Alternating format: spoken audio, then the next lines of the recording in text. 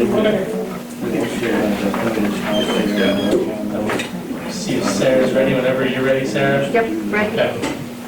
So we're good, That's what I right? figured. Okay. Good evening, everybody. Welcome to the Angels Camp City Council meeting. Come on in, guys.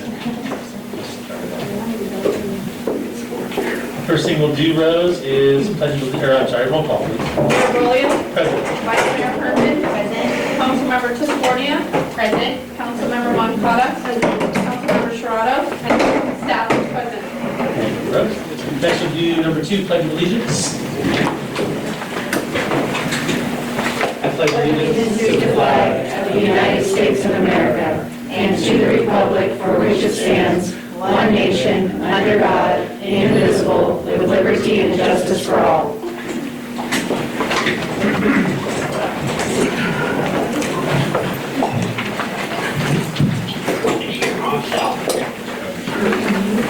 Next, we move on to item number 3, report out of closed session. Direction of giving staff on items A and B.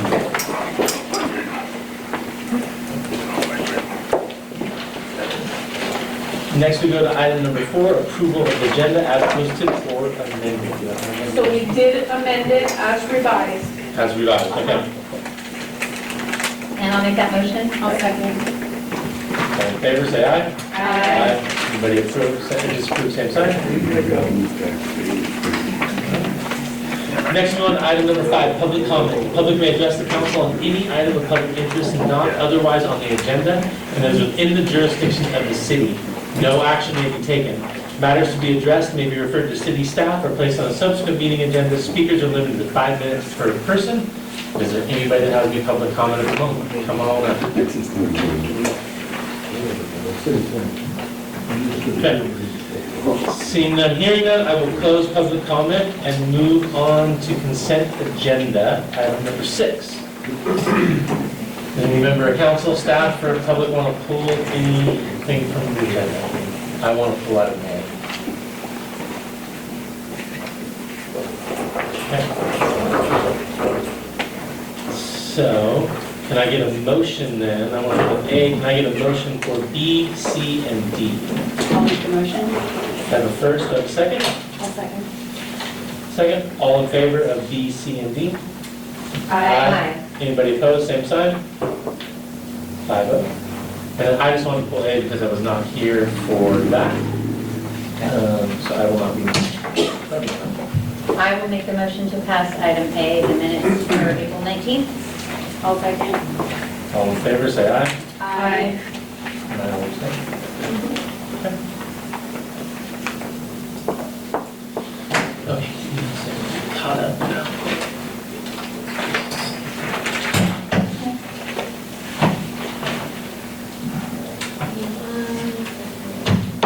Okay, next is item number 7A, discussion and approval of working with PARS to establish an IRS 115 trust and approve an initial $275,769 contribution to funding Rebecca County City Administrator.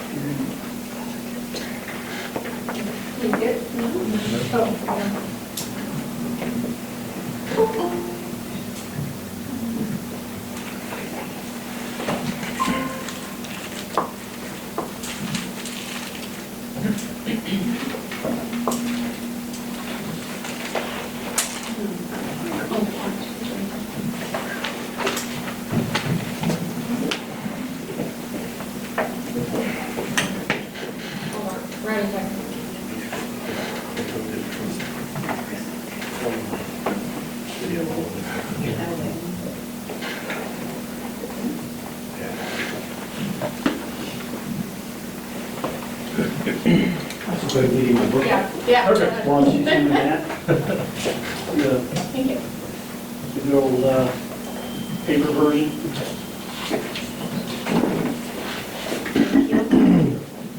Thanks.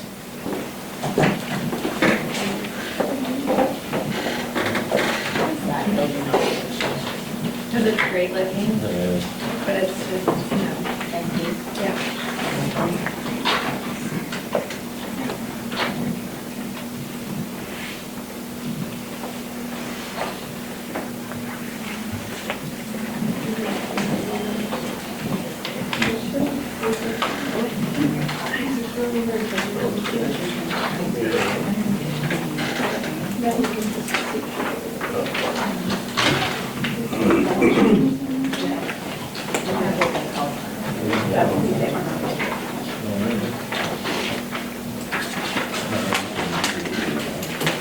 Amy, do you know how to do it?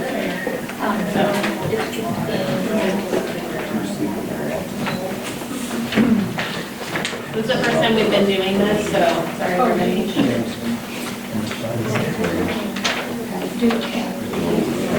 I'll try not to.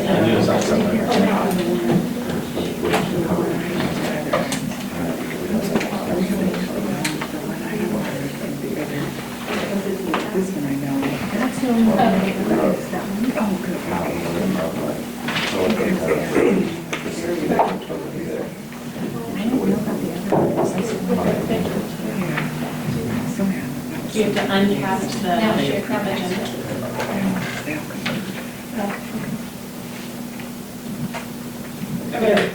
Okay, there we go. There we go. Yeah, I was surprised to see the other things they said. And so many people here. I haven't ever been to one before.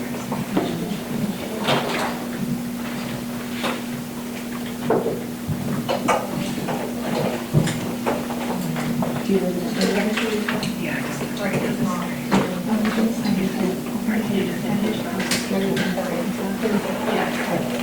All right. Okay, so basically, I have been involved in several IRS 115 trusts in my career.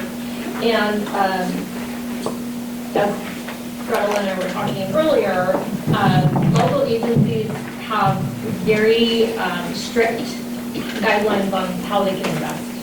And that is because you don't want to risk your assets. And so it's almost, you're never going to make that much money. There was a period of time where governments and agencies could actually be kind of a little bit more aggressive in their investments. And then things like that. So a lot of laws were passed that you can't do that anymore. But like CalPERS can be very aggressive, and we saw that they were very, very aggressive during the Great Recession, and so there were things put into place that they also can't do that. But part of the benefit of not having funds necessarily sitting in our treasury when they don't need to be legally is that you can be a little more aggressive with your investment options.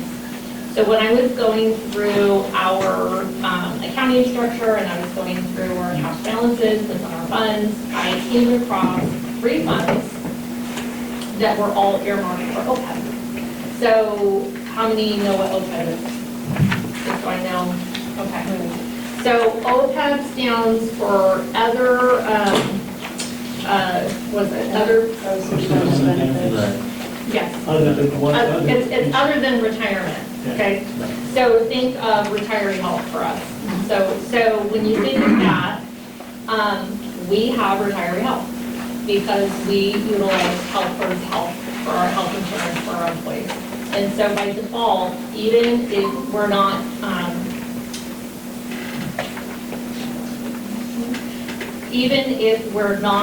making an additional contribution, by default, we have to pay PEMCA, which is, it stands for Public Employees Medical and Hospital Care Act. So that PEMCA portion is $149 right now. and it increases every year by 2%, okay? So regardless of whether an employee takes retiree health through their retirement or don't, we have to pay the PEMCA, no matter what. So in our case, we actually, in our MOUs with employees, not only do we have the vesting schedule with CalFIRS specifying that we will pay the PEMCA, which is the very minimum that you can pay, in the MOUs, we're also paying 50% of the employee-only lowest premium, okay? So this OPEB portion is just sitting on our treasury making nothing, literally nothing. And because it's also sitting in a non-interest-bearing fund, it's literally making nothing. So that $275,000 that was sitting there all the way back to, as far back as I can see, and I think we went live with the financial system in 2011, so it was probably there before that, but that's the data that I have. If we had invested that $275,000, depending on how aggressive your portfolio would have been, which is still not super aggressive, it would have been at the very lowest, it would have been equal to $442,000, so 275 to 442, or at the high end, $802,000. That same $275,000. So why that is important is if we get it out of our treasury, we start an IRS 115 trust, we have that money that can grow. If you did nothing else, that money is just going to grow. And we have a last actuary that was done, which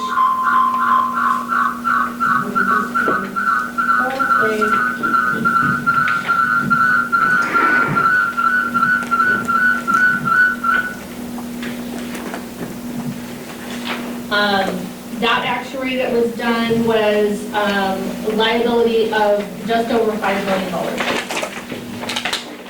So with that, those OPEB dollars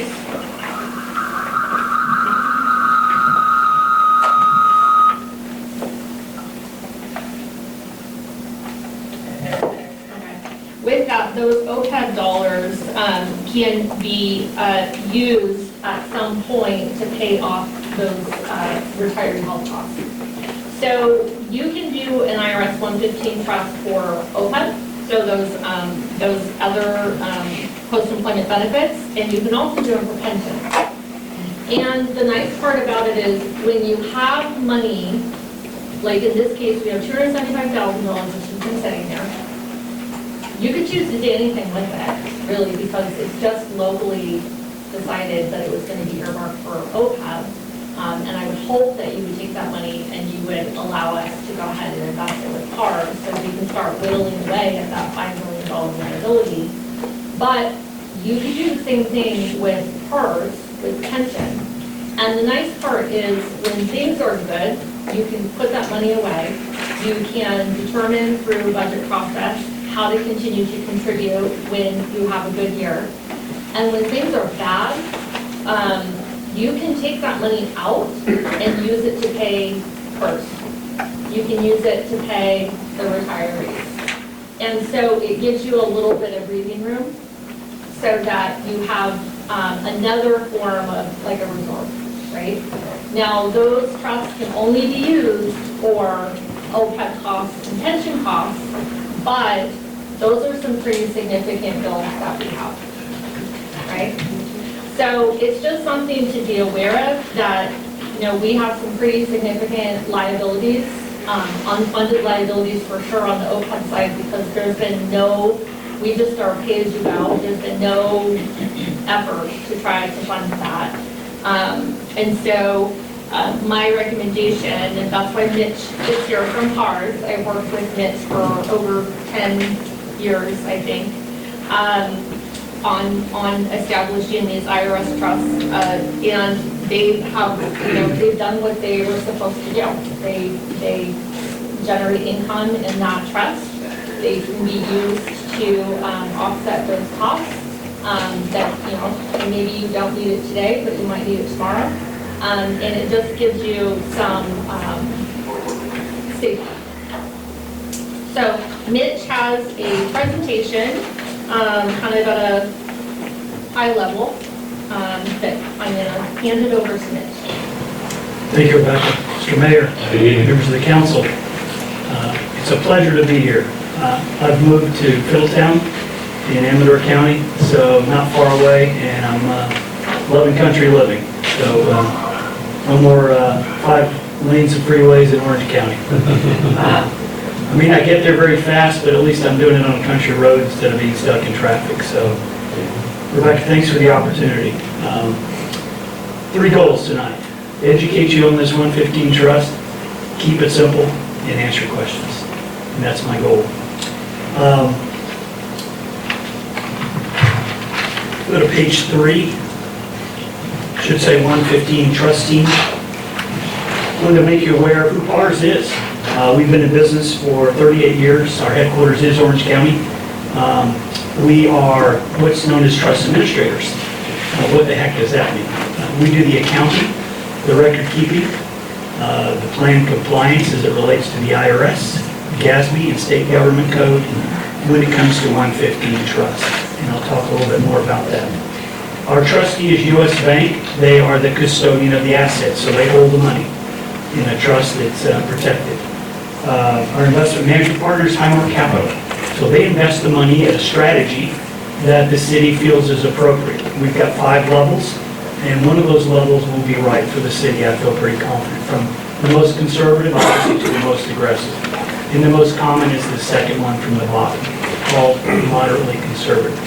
For full disclosure, Highmark Capital is owned by Union Bank. U.S. Bank has tendered an offer for Union Bank, and it's due to close around June 30. So those 2 boxes at the bottom will merge at some point in time. But we're very excited about that. Page 4.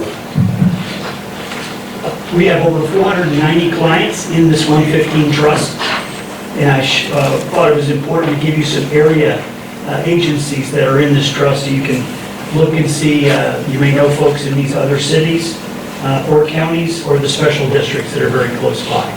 So Rebecca and I worked obviously together at the Calaveras County and then Calaveras County Water District. That's where we got to know each other. Page 5. All right, what the heck is this 115 trust? I think simple. So in simplest form, it's a savings account. And tongue-in-cheek, it's a savings account on steroids, meaning it has the chance to earn a greater rate of return than the treasury or the general fund, like she said. You have a specific California government code that restricts the investments on your general fund. What's the point of it? Well, that account's got to pay bills. Therefore, you shouldn't be risking that money. And that's why you can't earn much. In fact, right now, like she says, not much at all. Our trust is governed by a different California government code section that says we may diversify the investments in a prudent manner, which means we can bring in some equities, also known as stocks. The only question becomes, what's the right risk tolerance level for the city of Angels? And you have that decision to make down the road. So again, in the savings account, it's basically putting money in reserve outside of the general fund in this trust to be used for either OPEB, also known as retiree medical, or for pension. That's the whole point. So on the right, you see 2 buckets, an OPEB bucket and a pension bucket. And you decide which one you put it in. One restriction, and this is from GASB. Let's say you put money in OPEB and at some point in time you decide down the road you want to shift it straight over to pension. Can't do it. GASB says those 2 buckets must be kept separate. And that's part of the benefit of the trust. That money is restricted. It's going to have to be there for the intention that it was put there for. So if it's put in the OPEB bucket, it's got to be used for OPEB. If it's put in the pension bucket, it has to be used for pension. Bottom right, no setup cost, no minimum. So sounds like you've got some money targeted, but let's say you didn't have any money targeted. Well, no cost to set up this trust in your account, and there's no required minimums. So we tried to make this as user-friendly as possible to get started. So we don't charge any fees until you actually put money in the trust. And as an example, I worked with Mitch for the Calaveras County IRS 115 trust, and it sat there for almost 3 years. So no contribution. Because at that time, they didn't have anybody to put into it, so there was a period of time where everyone was trying to figure out how they could contribute. I always encourage getting it set up, even when an agency doesn't have money, because in fact, money will find it. Either one-time money shows up, or you establish a funding policy. It sounds like you've got one-time money identified, and then we will help as consultants establish a funding policy. Next page, page 6. As mentioned for OPEB, and again, the government's got a lot of acronyms. OPEB simply means retiring medical. You've got about a $5 million liability, as Rebecca indicated. You see that thing at the top there in the blue, discount rate, 2.45%. Discount rate is a technical actuarial term. I think a discount rate, I think a Costco, I think a Walmart. No, it doesn't have anything to do with that. Discount rate in actuarial terms means expected rate of return. Well, 2.45, they're shooting pretty low. But they're required to give you that low discount rate because you don't have any money in the trust yet. Once you put money in the trust and invest it in a diversified way, you have the potential to earn a higher rate of return, which means the next time the actuary does evaluation, you get a higher discount rate. So if you've got kids or grandkids like I do, think of the old teeter-totter. So if you raise the discount rate, something goes down on the other end. Unfunded liabilities go down and your annual costs go down. So very much of a positive. As Rebecca mentioned, you can pay for expenses down the road if you need to. So your annual benefit payments right now at the very bottom there are around $32,000. So let's say you put in the $275, it earns some money over time, but you have a tough budget year down the road, or you have an emergency and you have to take funds out. You can then go to the trust to pay that bill. And I That's believe we one can of the pay, benefits. is it 2 years? Yeah, you can go back 2 years if you haven't taken any money out. Sort of a catch-up provision. So you could do 32 times 2, which would be 64. Yeah. Any questions on OPEB before I go to pension? I have a question on the service cost. Yes. So there's no setup fee, but there is a cost over time that adds up for the fund. Is that how I'm reading that? Good question. We'll show our fees in a bit. Gotcha. This service cost relates to the actuarial term service cost, also known as normal cost, which is the accrual cost for that year's employees. So it's a technical thing. So it's taking that your new employees and then figuring out what the future. All right, so let's talk about pension. What significant events have happened in the last 3 years that have got everybody focused on pension? Number one, GASB 68. It used to be buried in the footnotes and folks just said, not my problem. GASB 68, it now is a line item on your balance sheet. It's a big deal. Can't hide from it anymore. And if you ever want to borrow money, rating agencies definitely know where to look on that line to see how you're doing. Two other things happened, and those are in the box on the right. CalPERS had a great year last year, 21.3%. You've probably heard that. How'd they do the 2 previous years? 4.7, 6.7, not so good. Both of those were under the mark of 7%. But the 21.3 was a great year, but it also triggered a policy that not too many people knew was in place. They set it up 5 years ago. It's called the risk mitigation policy. If they had a great year, they have to take some of that and pay down the liabilities. But they also have to lower the discount rate. Remember, discount rate is expected rate of return. And when you lower the discount rate in this case, you raise up liabilities and you raise up annual costs. So it's sort of like they give it and they take it. It was a tough pill to swallow. But it was the right thing to do because the capital markets are saying, if for the most part you're not earning 7%, you have to get real. And you've got to lower your target rate of return down to what real is. They did a 2-month study and they deemed that 6.8 is probably not the end. Meaning in 3 to 5 years they're going to lower it again to 6.5. John Bartel, the leading actuary in the state, thinks 6.2 will eventually be the number. So again, every time they lower, liabilities and costs go up. What else did they do? Bottom right, shorten the amortization period. That was a tough pill as well. Sort of like your mortgage company saying, thank you for paying on time. We're going to change your amortization period from 30 years to 15 years, and your monthly payment just went up. And you go, well, I didn't ask for that. They're saying, well, you got to do it anyway because we want you to pay down your liabilities faster. So they're putting pressure on local government to deal with this issue. And we want to give you a tool.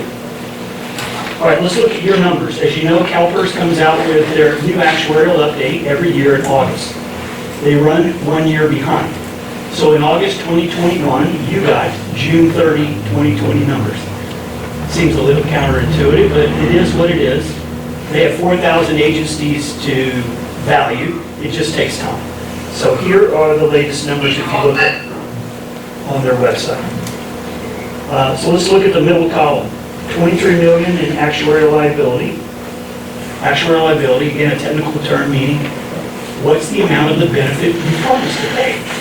$23 million you promised to pay. How much have you set aside to pay for that benefit? $16.5 million. Therefore, what do you owe? That's called unfunded liability. That's 6.5. So your funded ratio is 71.6. How does that fare compared to other agencies we work with? There's a range of 60 on the low end, 80 on the high end. You're at 71.6, so you're a little above the median. Therefore, you're doing good. We just want to help you do better. Look to the right on the unfunded liability. It went up 8% in 1 year. Ouch. That's a lot. Now, let's look at that other important annual factor, which are employer contribution costs, the annual bill. Your bill amount this year is $816,000. CalPERS projects it going to $1 million. That's a 20% increase. Well, if your budget's not increasing by 20%, where do you get the money to help pay that bill? 115 Trust. Okay? All right, here are 4 best reasons on why we think this makes sense. Number 1, local control over the assets. Because what is your option? Your option is to send extra money to CalPERS above and beyond that annual contribution amount. Is that a good choice? Yeah, it's not bad. Is it the best choice? No, I don't think so. If you keep it local and you have a tough year, guess where you can get it? The 115. If you send it to CalPERS and you have a tough year and you say, can you send it back? The answer is no, I'm so sorry. Can't do it. So, local control. And again, you choose the risk tolerance level. Number 2, pension rate stabilization. All right, you heard Rebecca say what your treasury's earning. Not so much. You got CalPERS earning like this up here in one and only strategy. We're somewhere in the middle, stabilizing this whole process by putting the money in a trust. It's restricted for pension or OPEB, and you choose the risk tolerance level. That helps stabilize the process. Again, it's a rainy day fund. So for whatever the reason, emergency or a tough budget year, you can get to these funds to help pay the bills. But again, it's restricted. OPEB money for OPEB and pension for pension. And the final is diversification. Again, we're following state government rules that say we can diversify the investments, which gives us a chance to earn a greater rate of return. We have a pretty simple investment approach on page 11. We take input. When do you think you might need the money? 1 year, 3 years, 5 years? Obviously, the longer you can look out, the more risk you can take on. And you can't earn a greater rate of return than the Treasury unless you take some risk. Let's be real, right? But you control how much. Number 2, how do you feel about risk? So everybody's got a risk level appetite. We just have to factor that into the equation. Number 2 block, right in the middle, we have 5 risk tolerance levels. I feel very confident one of those will fit your needs. Number 3, and here's the important part, dedicated portfolio manager. You'll get to know the person managing your money. They make house calls. And now that in-person meetings are back, they'll come by at some point in time and tell you, here's how we're doing. That's pretty good. Also, cell phone access. What happened on March 20th? The market went down 30% in 1 year. All our portfolio managers got a bunch of phone calls. Do we buy? Do we sell? Do we stand pat? What do we do? So it's that kind of local, personalized service that I think is going to be important. I'm going to show our returns on the next page. These are as of December 31st. this last calendar year. You see capital appreciation, which is the riskiest. You see conservative, which is the most conservative, down to 2.2. Last year was a reasonably good year. I like to look at the 10-year as a better indication, because the longer you look for returns, kind of the better you can look. But let's just say you chose moderately conservative, which is the most common choice. That was 5% last year, and it's 6% over 10 years. Now, if you've heard like I've heard, what's been going on for the last 3 or 4 months in the stock market? Not good. It's tough times. Not only was fixed income, better known as bonds, down, stocks were down too. What the heck? That is not normally the case. One is normally up and the other one's down, but not normally both down at the same time. So it's been a very odd stock year. Next page are our fees that you asked about. Again, in the middle, no setup fee. And once you do put money in, 0.25% of assets for PARs. And then the management fee is 0.35% of assets, and then you see the tiers as you go down. So just as an example, 0.25 and 0.35 is 0.6. So if you were to put in $200,000 to make the math easy, that's $1,200 divided by 12 months, because we bill monthly, $100 per month, based on $200,000. So I think there's good value there too. All right, last slide. These are what councils and boards ask me. Why should I take this step? And here's our 4 answers. Smooth out pension rate volatility. We got to stop the roller coaster and try and smooth this process out. This trust will help do that. Offer a hedge against inflation. What's inflation running now? 8%. Heard an economist the other day, it's not been this high since 1981. I remember trying to buy a house back then, 15% mortgage interest rate. Couldn't afford it. Didn't get to do it. Tough times. Number 3, provides a fiscal tool in your financial toolbox. You want all the tools you can get to deal with what's coming in the future. And in fact, we think you're preparing today for tomorrow's pension realities by adopting this trust. So, those are my thoughts. Be glad to answer questions. Thank you, Mitch. Council questions for Mitch? You answered those. Yeah, we did. Yeah. I had somewhere down. But you hit 'em on. Yeah. So, and the other part of this is that we will be having Governfest at the next meeting. They're going to probably just join an online meeting, but they will help communicate to us about the software that the city invested in 2019 that helps model the OPEB liability as well as pension liability. And if you make contributions, what that does, if the discount rate changes, what that does, if helpers makes another change in their assumptions, what that does, and then it helps identify what that funding strategy needs to be over time. I think what's important is that we don't necessarily want to be at 100%.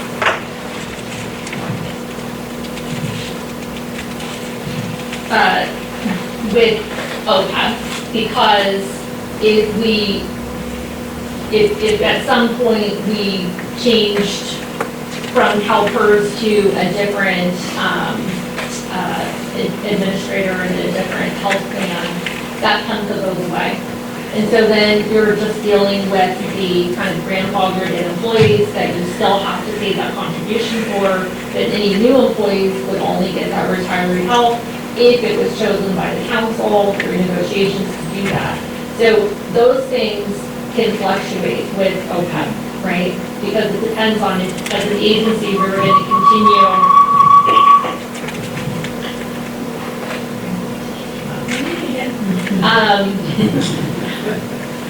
Whereas the pension, there's really, it is what it is, right?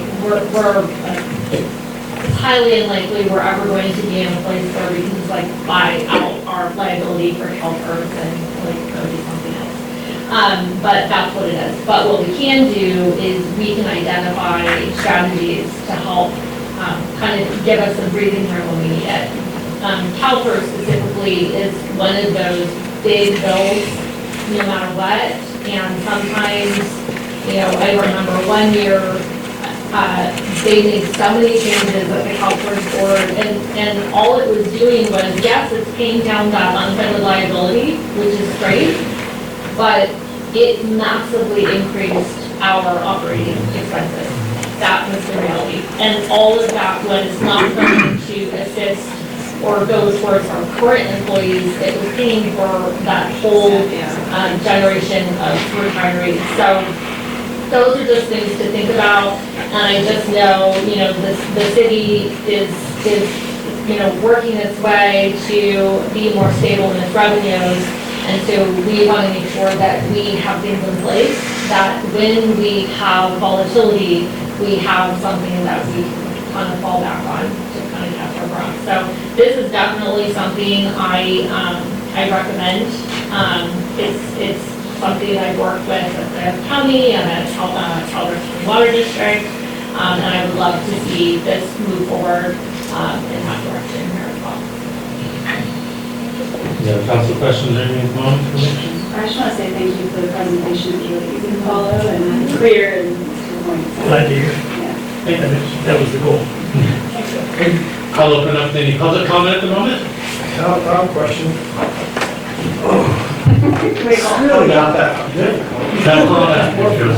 We want the people at home to hear you. Sorry. Tim Oskey. I'm actually a financial advisor in my trade, so I love investing. My question is, how often do you gauge risk, and what happens when we have turnover? So this is a young crowd. I could see them being very risk tolerant, and they might want that level 5 risk. And then our next board is a bunch of 75-year-old retirees that want that risk way down here. Here's what I found. How often do you gauge that? How do you gauge that? You have 5 individuals up here. Can you answer that? Sure. Yeah, good question. So the portfolio manager, after listening to the input in our meeting after adoption, will again make a recommendation on risk tolerance level. Very few times will he or she agree to the most aggressive strategy for a city, because cities' revenues are based on sales tax, TOT, property tax, things that do this. Where we see the risky tolerance pretty frequently is water districts or other special districts where they're rate-based and the revenue just keeps coming in, and it's a solid stream. So my guess is they probably wouldn't agree to the most aggressive strategy. Now, ultimately, we're at the pleasure of the council or the committee that gives us direction.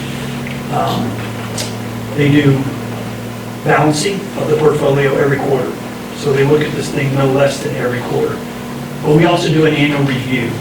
So we come here and he or she will step up and tell you how it did or how it didn't do. And so we're on the hook to keep you informed, be transparent. And once in a while, an agency may say, wow, we want to move down a notch. That's just a little bit too much for us. Because the shorter term you're thinking is, yes, the more you should be conservative.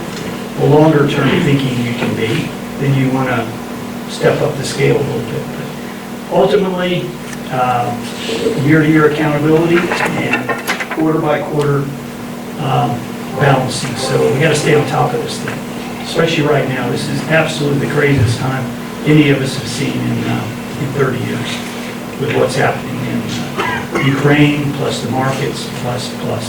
It's just unprecedented inflation. Never seen all these conditions happening at once. So we got to be on top of our game. So Mitch, each year we would address or readdress the level of investment, the conservative. Absolutely. And then each council, as turnover and changes happen, could change too, right? Absolutely. Yeah. But we have a person assigned to us that's keeping an eye on it as well, and also That portfolio manager 40 is back. taking on a fiduciary responsibility, and that's a very serious word. You have a fiduciary responsibility to choose a provider. Hopefully it's us, if it's not us, that's okay. But ultimately, that choice is on you, and then it's the portfolio manager's job to do what's right by the city and by the council. And they take their job very serious. So the other piece of this, that will, Mitch just sent me, I think, some information, and then GovInvest is also sending in information, is to look at samples of policy with regards to funding policy, but also addressing how we identify what that level of risk should be and how frequently we would address it. So that's another policy that we'll need to work on associated with this as well. But just to make sure it's consistent with kind of what that long-range goal is for the city. Yeah, I would say that any approval on this, we would need to absolutely piggyback quickly on what the policy is. Or maybe we do it. Yeah, that software is tremendous. It's a real, a great what-if tool. What if the interest rate's this? What if inflation's this? What if we earn that? What if Calaveras drops our discount rate? You can factor in all those things and give you a real tool, and Rebecca to figure out where do we go from here. So very much of a positive that you already have that software. Thanks, Dan. Any other public comment at the moment? Okay, we'll close public comment, and let's see if somebody would like to make a motion to approve to engage with cars. I'll make a motion to engage with cars. I'll second. All in favor, say aye. Aye. Anybody disapprove, same sign. Thank you, Rebecca, for finding that. Really exciting. Really do fun. Let me get this open now. And if you want, we can't do it on the screen. I think it will. Tell me when.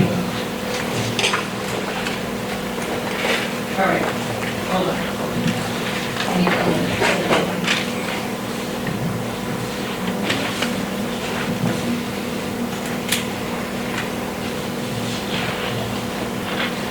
They don't even have to close the other one. Yeah, this will record it very. Yeah. Okay.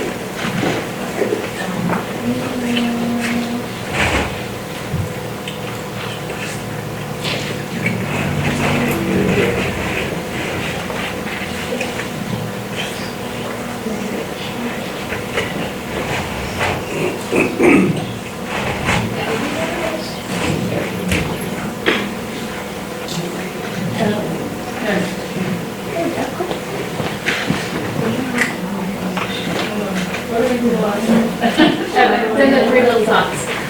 The three little dots again, the pass again. There you go. All right, we got it. Okay, so next we go on to 7P, public hearing, item 1, appeal to April 14, 2022, planning commission denial of variance for reduced setbacks for a carport at 195 Rocky Ridge. Item 2, request to waive $626.67, appeal fee, Amy Augustine, city planner, you are up. Mr. Mayor, council members, again, reminder, this is two items. One is the variance for setbacks, one is to potentially reimburse them for the appeal fees of $626.67. Next slide, please. So for background, I know sometimes rumors get started and whatnot, but just to bring you all in on this, it's been going on for a while. There was about a year ago, somebody built a carport without a building permit. The city received a complaint, did an investigation, and determined there was a code violation. I want to emphasize this was not the first time we have received a code violation complaint for a carport in setbacks. We get them not uncommonly. So in every case, we allow the applicant two options, to remove it or to apply for a variance. And sometimes we warn them up front that it will be impossible to make the findings for a variance, and sometimes we tell them, maybe we might be able to make the findings for a variance, because they're not easy to find. In this particular case, the applicant determined that they wanted to apply for a variance and give it a try. For reasons which I'll summarize in a second, after studying it and surrounding properties and how other people were handling carports in the subdivision and the nature of this property, staff made a recommendation for approval.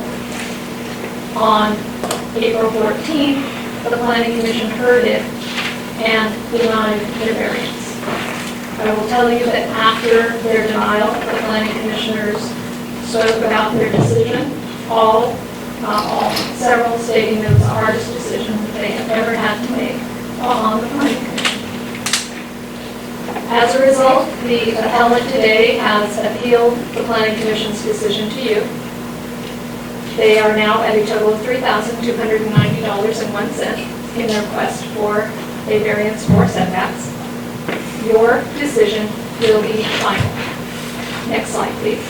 Sorry, the total is $3,290.01. Sorry about that.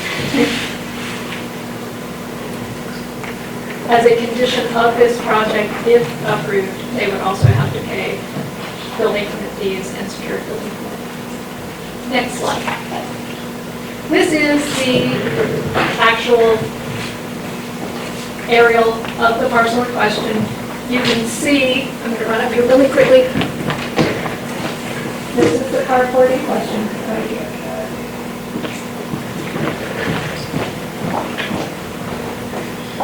It meets at the corner of two roads. And the reason I'm showing you this slide is because there's a 50-foot right-of-way there. The road is not exactly in the center of the 50-foot right-of-way. So often people will look at that and say, wait a minute, the edge of the property is the edge of the road. It is not. According to, next slide, the site plan for the house, which was prepared by Mr. Davis when he built this house in 1992. You can almost see it there. You need to enlarge it if possible. There are two orange dots. Those are known points. And from those, we were able to determine how the carport actually sits on the lot. And basically what it does is it is parallel to the house, which is at an angle. So a portion of the carport is actually conforming to the setbacks. A portion of it does not. Towards the rear, more of it is within the setback. So you'll notice also, if we pull that down slightly, you'll see a swimming pool in the setback slightly and a pool house in the setback slightly. I don't bring that up to go, oh wow, there are already things in the setback, which there are.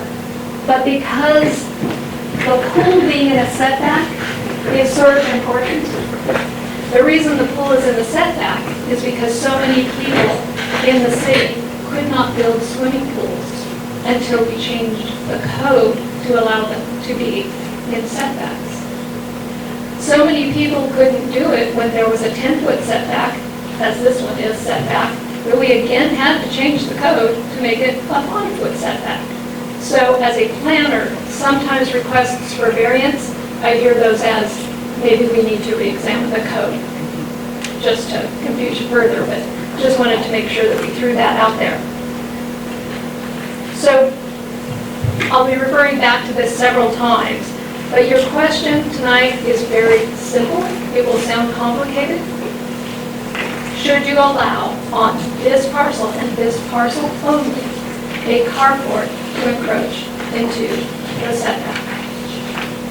I will also say that if there was a house on what would be my left, we would not be having this conversation. There would be a 5-foot setback, as there is on most non-corner lots in the subdivision, and this would be conforming. Next slide, please.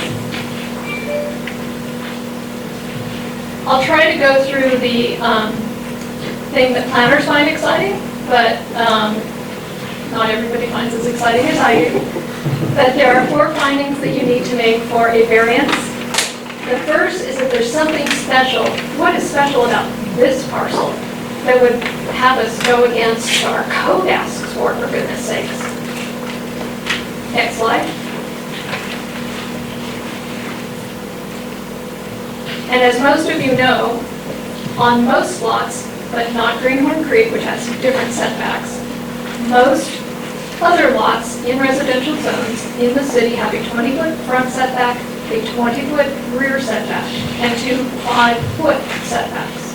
In other words, 2 20s, 2 5s. Next slide.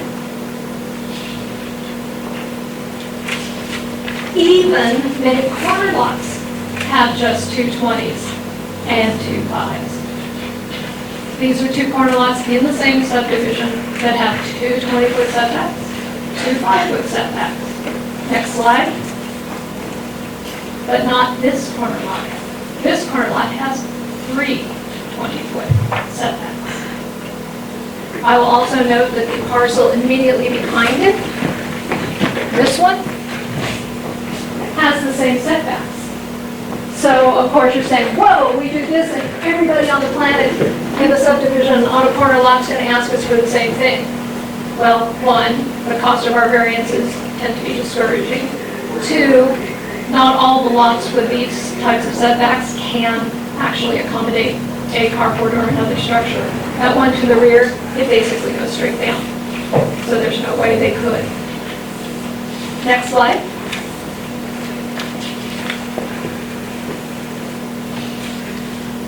The reason I also pointed out the pool being in the setbacks and the pool house being in the setbacks is because this clearly has been at some time in the past, 1992 to be specific. They were considering it a side setback, or those structures would not have been able to encroach into those areas, in particular the pool house. Say that one more time. When they look at this parcel, they had to have been considering this to be a side setback. In other words, something having a 5-foot setback. Not a road setback, a side setback. A side setback as opposed to this 20-foot one. Gotcha. They were looking at that, somebody was thinking. Otherwise, the pool house would never. Otherwise, the pool house wouldn't be there. Thank you, Amy, sorry. Yeah. Next slide, please. You also have to find that in making special circumstances about a parcel, that if we were not to give them this variance, would they not be able to do something that other people in subdivision could do? Next slide. Are we considering? Specifically, if we do not grant the variance, is this particular property not able to do the same thing that other people in the same immediate area, same zoning, can do? Or to put it another way, are there other RVs and boat covers in the subdivision? Next slide. Well, you just said that that other lot on the backside couldn't do it because it's too steep. Correct. So the same thing applies to them. They're not able to put a That is carport correct. there But in making a finding on a variance, you have to look at overall. overall. Are other people doing RV and boat covers in the subdivision? Are any of them, If they can. if they can, even if they can't, I'll be blunt, of the same size? Are some of them in the setbacks? Are some of them not in the setbacks? Did they all secure a building permit? And would approving this variance set a precedent? I wanted to say one word about precedent here. Again, a variance is for this particular case only. It is not to apply to other things. Might other people decide based on this that it's, hey, we can also put up a carport and not get a building permit? I'm here to tell you that is not the case. We get a lot of carports being put up without building permits. this is not going to be the thing that tips them in the direction of putting up a carport without a building permit. But to answer that question, next slide, in the same subdivision are these carports on the property line. Next slide. This setback, this carport. Next slide. This carport. Next slide. This carport. And I think you get the point. And I'm not making this go, oh, look, everybody else is doing it. I'm doing it because of the point I made initially. Obviously, there's a need for people to be doing this because so many of them are in fact doing carports to get their RVs and boats off the road, which is one of the other most common code complaints we get. Next slide, please. And next slide. And next slide. So then we have to know that the variance doesn't authorize a use that is not otherwise already allowed in the zoning code. Next slide. The R1 zoning district, there's our code citation, absolutely allows accessory uses and structures pertinent to a permitted use. In other words, if you have a single-family residence, yeah, you might have a boat, yeah, you might have a boat cover, RV cover, dog house, you name it. Next slide. And then the last finding that needs to be made is, under the circumstances of this particular case, might there be something detrimental to health, safety, general welfare of persons, or injurious to property or improvements in the neighborhood? That's the last finding. Next slide. We notified all the property owners within 300 feet. Not all of the property owners have a residential parcel. For example, Mr. Davis, number 7 there, he owns all the roadways in the title. That is not unusual. All the Greenhorn Creek roads are still owned by the original subdivider, so it's not unusual at all. Just wanted to make it clear that he was a person within 300 feet who responded, as did, next slide, as did 12 other property owners. All of those you see favored the project except for number 4 over there. And the reason cited was appearance. But the other properties highlighted, and we have a couple later response that came in, also address that. And by late response, I mean it came after the deadline. The deadline set by the planning department when we send out advisory agency notices, to be clear, is so that I have time to put them in the staff report for the public hearing. If something comes later, we take it, we address it. If it comes from Marv, we take it and we address it. We don't care where it comes from or when we get it. It is our duty to address it. Maybe I thought there was a second one. When I looked through the packet, Mary shows the Yes, it's not the McGarry one. There might actually be yet another one. There, Yeah, oh, you just put in one, so I got confused. Okay. number 7. Right. Oh, oh, okay, I apologize. Yeah. 4, 7,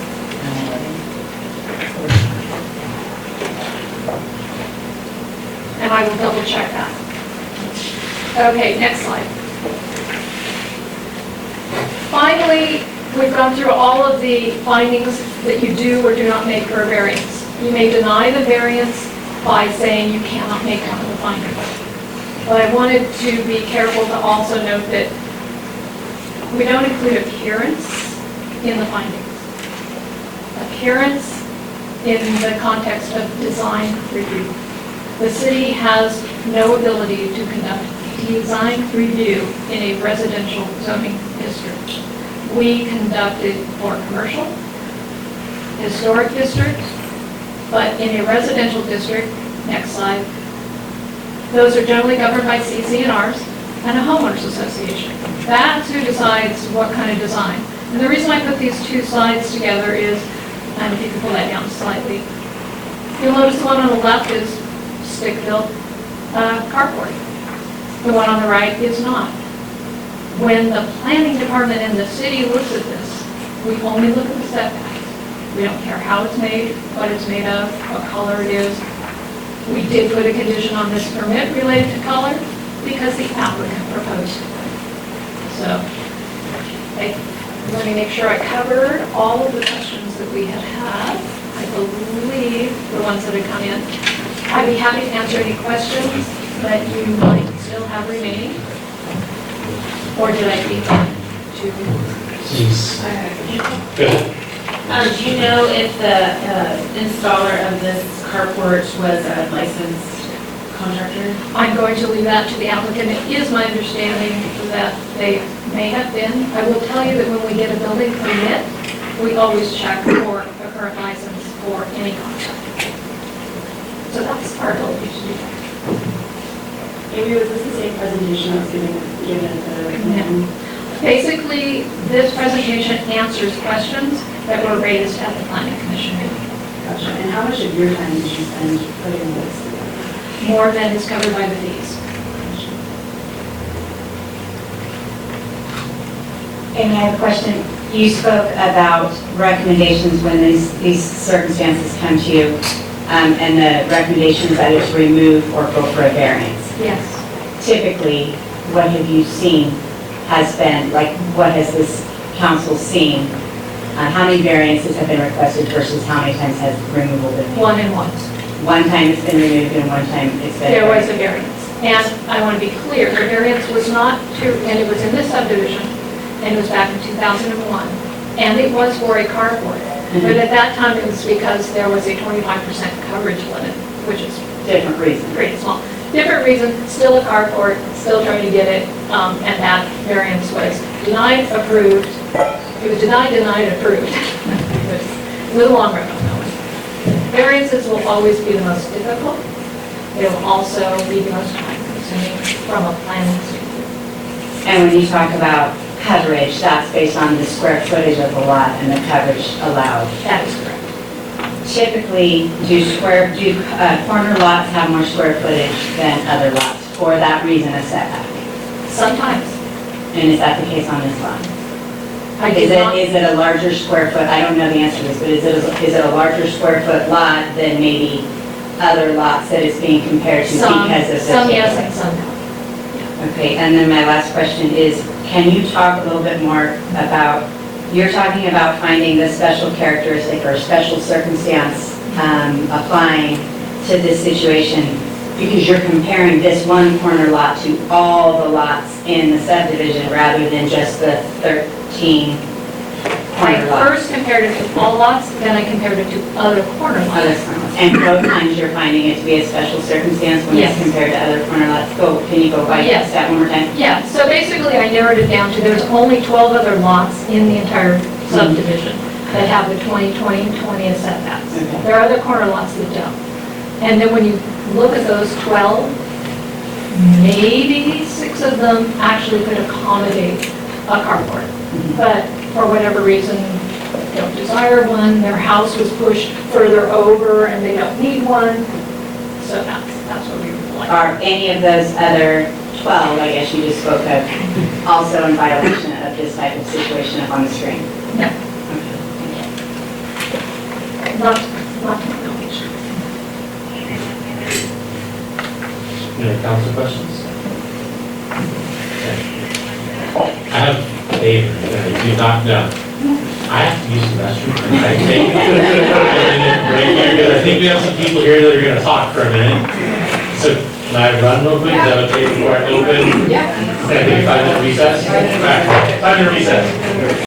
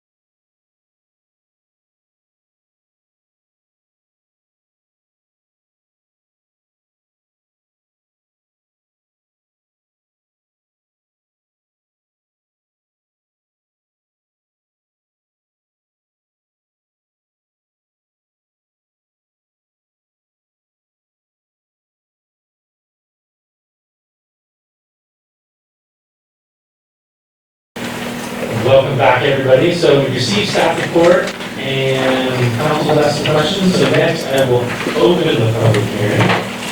So, public hearing is now open. So we're gonna come up, or actually, let's start with online first, if that's okay.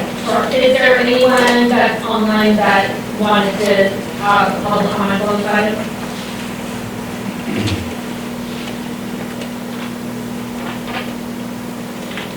No, it doesn't look like it. Any member of the audience would like to come on up here? There is a sign-in sheet to the result.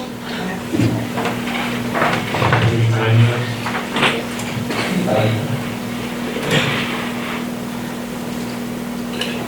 Get an eye on it. Can't see out of this. Okay, for those of you who don't know me, good evening, Mayor Foothills, council members, and city staff, and also fellow residents that I don't know. Even though you may know, I'm Lorraine Havoc. My husband Gary and I own 195 Rocky Ridge Park, which you didn't know. I just want to start by thanking the neighbors who have supported us, sending in letters, and especially who's here tonight. Appreciate it. We're here before you tonight to ask that you reconsider the decision to deny our variance request so that we can keep the boat carport that we had installed the spring of 2021. We're also asking that our appeal fee be refunded in its entirety. We're requesting this appeal for a number of reasons. First and foremost is innocent ignorance. It was simply not disclosed in our buyer's disclosures that the home we were purchasing was among the 6% of lots in Angel Oaks with the additional 20-foot front yard setback. We thought it was a side setback. We didn't realize there was two front side 20-foot setbacks.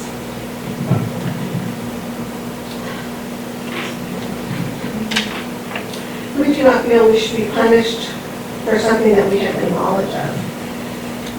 Additionally, because where we paid the variance fee and it had been written up as recommended for approval, then to our surprise, suddenly things seemed to go sideways during the last meeting. Once a last minute opposition came up, someone from the audience stood up and appeared to somehow convince the commissioners to change the whole gist of the meeting and vote against and it was denied. We purchased a home in Angels Camp clearly because it's a boating and camping community, and I know that we're not alone. Just take a look around the neighborhood, as Amy was saying, and it's clear that so many people have boats or RVs, and most of them have storage issues similar to ours. I've taken some pictures, which, I put here, and oddly enough, Amy took some of the same pictures. We didn't get together on it, honestly. As you can see, that many of the neighbors have resorted to parking their vehicles on the driveways. Some have chosen to erect carports, such as ours. Taking inspiration from our neighbors, we opted to do what we thought would be the most visually appealing and installed a carport, which we will match to our home, and we've already surrounded with fast-growing trees. We care about our neighborhood, and we hoped that this addition would do nothing but improve the property value of our home and the ones around us. The majority of our neighbors are happy with the carport and have provided support by stopping by to tell us that they like it, or the form of letters, and some are even here today. The carport is not blocking anyone's visibility right away, nor is it imposing on any neighbor's driveways. In fact, there are no home fronts even built on that street this way. None of the advisory agencies found any safety concerns. with the carport, and our variance request was recommended for approval by the planning department, as I mentioned before. The only person so far who has verbally opposed our variance request was at the last meeting was Mr. Ron Davis, a local contractor who lives over 5 miles away from our home. The fact that he does not have a residence in our neighborhood should be reason enough that his opinion should not be considered, excuse me? You got 30 seconds. Okay. Should be reason enough that it does not impact him in the slightest. Not only does Mr. Davis not only that, but Mr. Davis only seems to care about the setback rules when it's beneficial to someone other than himself. And as he clearly ignored the rule when building their house and pool. And if you look in the report that Amy, Augustine, our planner. Thank you very much. Okay, thank you.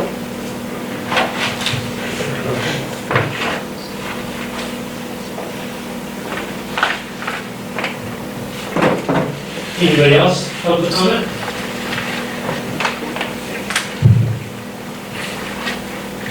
Hello, Mayor, Council people. Thank you for letting us have our opinions. My name is John Crook. I live in the neighborhood. One of those pictures is my carport that I have an RV in, and I have my boat in the driveway. And we moved here because we could have those things without any restrictions. As long as it doesn't a nuisance to the community. Anyway, I drive my bicycle by these people's property. I've never met them before until tonight. To ride over to my daughter's house, who lives right around the corner from them. I live on Live Oak Drive, about half a mile away from them in that neighborhood. And I first noticed that carport about 6 months ago. I thought it was very nicely done.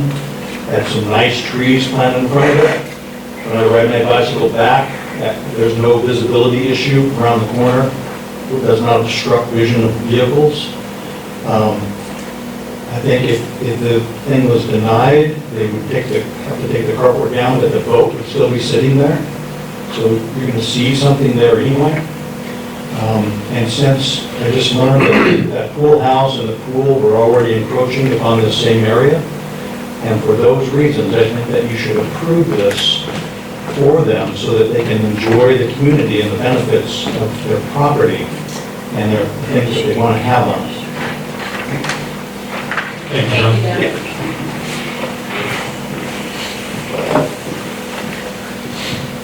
Scott Reynolds, also in the neighborhood.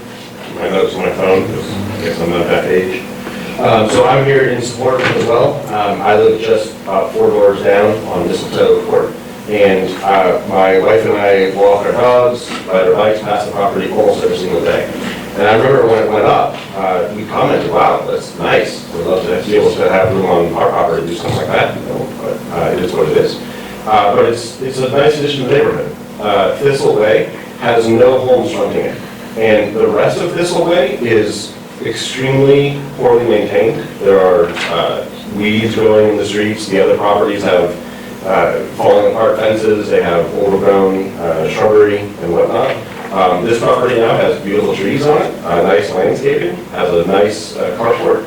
It's my understanding that they're going to actually paint it to match the house, or at least bring it up to additional neighborhood standards. It's a great thing. The fact that you guys can't consider the appearance of the carport itself, I would ask that you consider the appearance of the street, and that now 25% of the street looks a lot better than the remaining 75% of the street. That they didn't have to do. If they had originally gotten the variance, they wouldn't have had to put in all this additional landscaping and appearance. They would just get the permit for the carport. And finally, the fact that you got 11 of 13 people, I think close enough on the math there, who supported it, and that your own staff supported it, or the planning department supported it, and then it was denied, is crazy to me. If it was a 50-50 in the neighborhood or whatnot, but you're on the city council, every neighborhood has that person, or 2 of them, or 3 of them, who are always going to complain. So I would ask that you support this in the benefit of the neighborhood. Thank you. Thank you, Scott. Can I get a quick clarification from staff? It's been said that planning has supported this, but planning actually denied this and the appeal is what's being brought to us. So can we get clarification on that, Amy? I'm confusing myself in my brain. Planning staff recommended approval. To planning commissions. To the planning And commission, then inevitably who voted denied. Okay, thank you. They're appealing the denial, okay. But I guess when I was hearing people saying that planning approved, planning approved, I recommend staff is recommended. Thank you. Yes, I'd like to speak.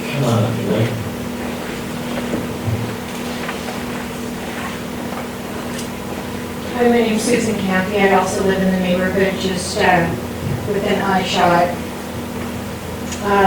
I'd like to say that I moved into the neighborhood last August. We're the last people to move into the neighborhood. And I'm also a boat owner, a previous boat owner. And one of the most important things is storing your boat. But it's most important to store your boat properly. And one of the most important things I appreciate about this neighborhood is that they store their boat properly. And I've lived in neighborhoods where people didn't store their boat properly. And there's nothing more annoying than when you have a neighbor who doesn't store their boat properly. And it's the flapping tarps that come loose in the wind. And it's the tarps that get torn and they don't fix them. And it's the tongue that is hanging over in the sidewalk when you're trying to walk by because the boat doesn't fit in the driveway all the way.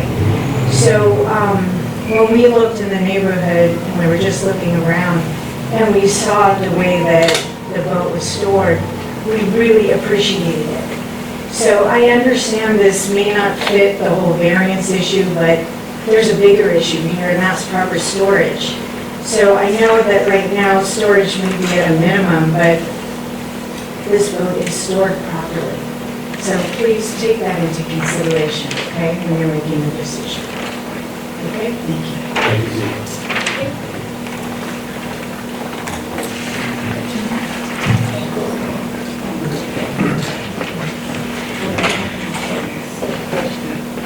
Hi. I had no intention of speaking on this, but I can tell you, I live on the other side of Angel Oaks, and I have a horrible boat owner experience. It drives me absolutely insane. There's a renter across the street from me that parks a really crappy looking pontoon boat in the middle of the road all summer long. If I could build a boat cover for that guy, I would.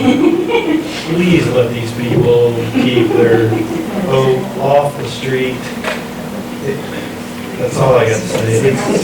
We have to zigzag down our road because of boats and people parking and traveling on the street. And it's going to be a code compliance issue for the city, hopefully very soon, because it's very frustrating. A fire truck can't get on our street without serpentining.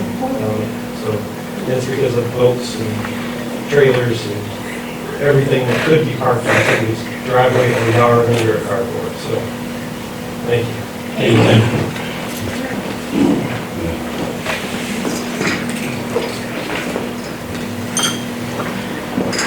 Anybody else in the public?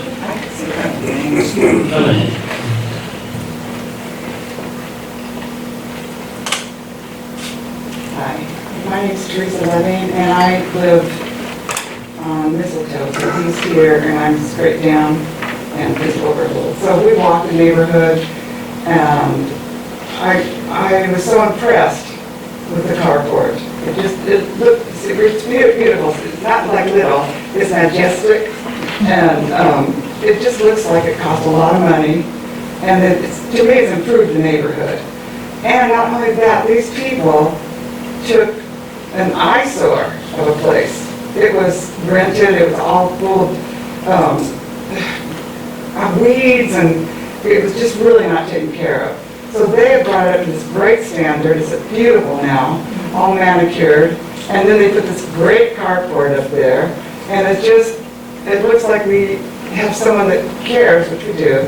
And I just wanted to let you know that there's no point in taking it down.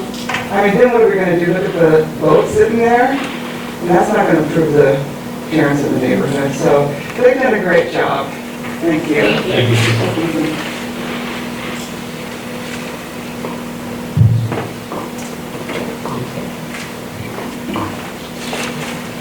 I'm Cheryl Hogan. I was at the Planning Commission when this was brought forth.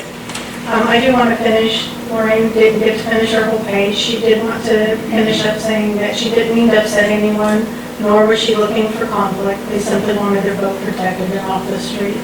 And they do hope you will reconsider and approve the variance. I want to say I had concerns at the Planning Commission meeting. I don't know who the gentleman was who ran the meeting. I think he was filling in maybe for the chair. He made the motion to approve the variance because the administrator, she had, said to approve it. And then I was there and it fell for lack of a second. And then Mr. Davis was here and he was very upset. You could see that. He was clicking his pen and very irritated. Joe Whipple, he then was against it.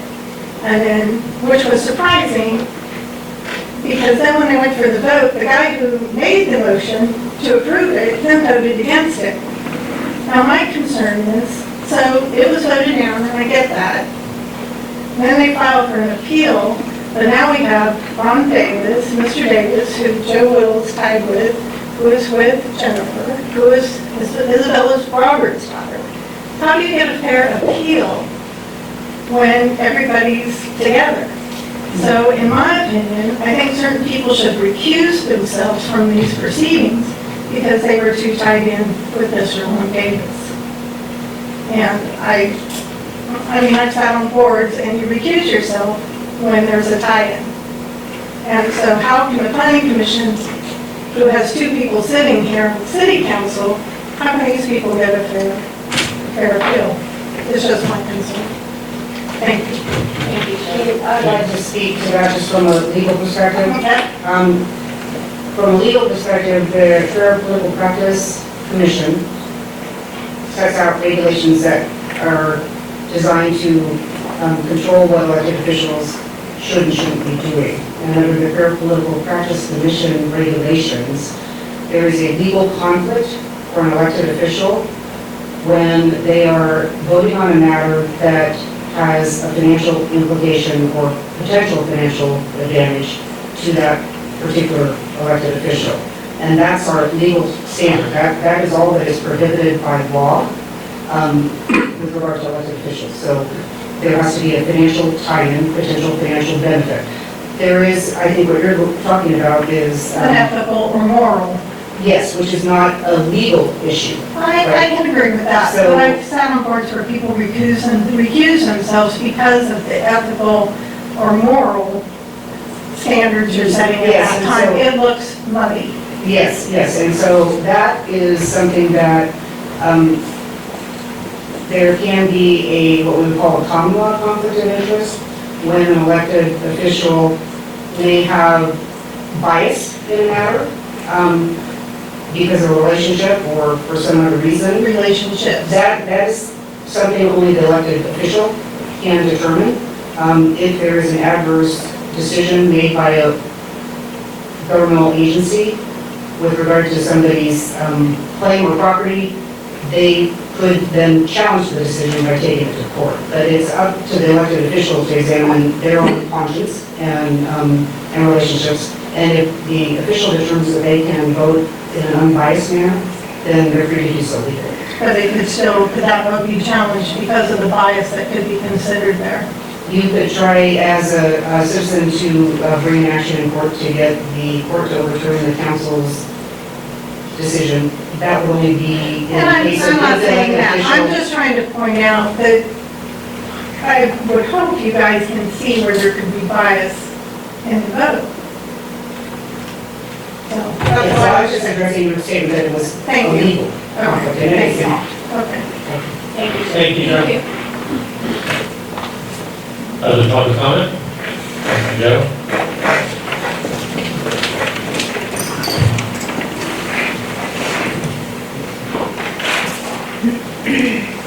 Joe Alvera, City of Angels, Greenwood Creek.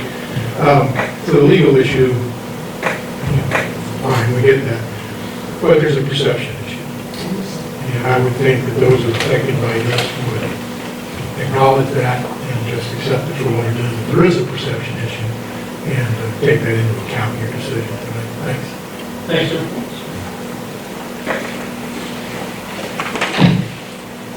Other public comment?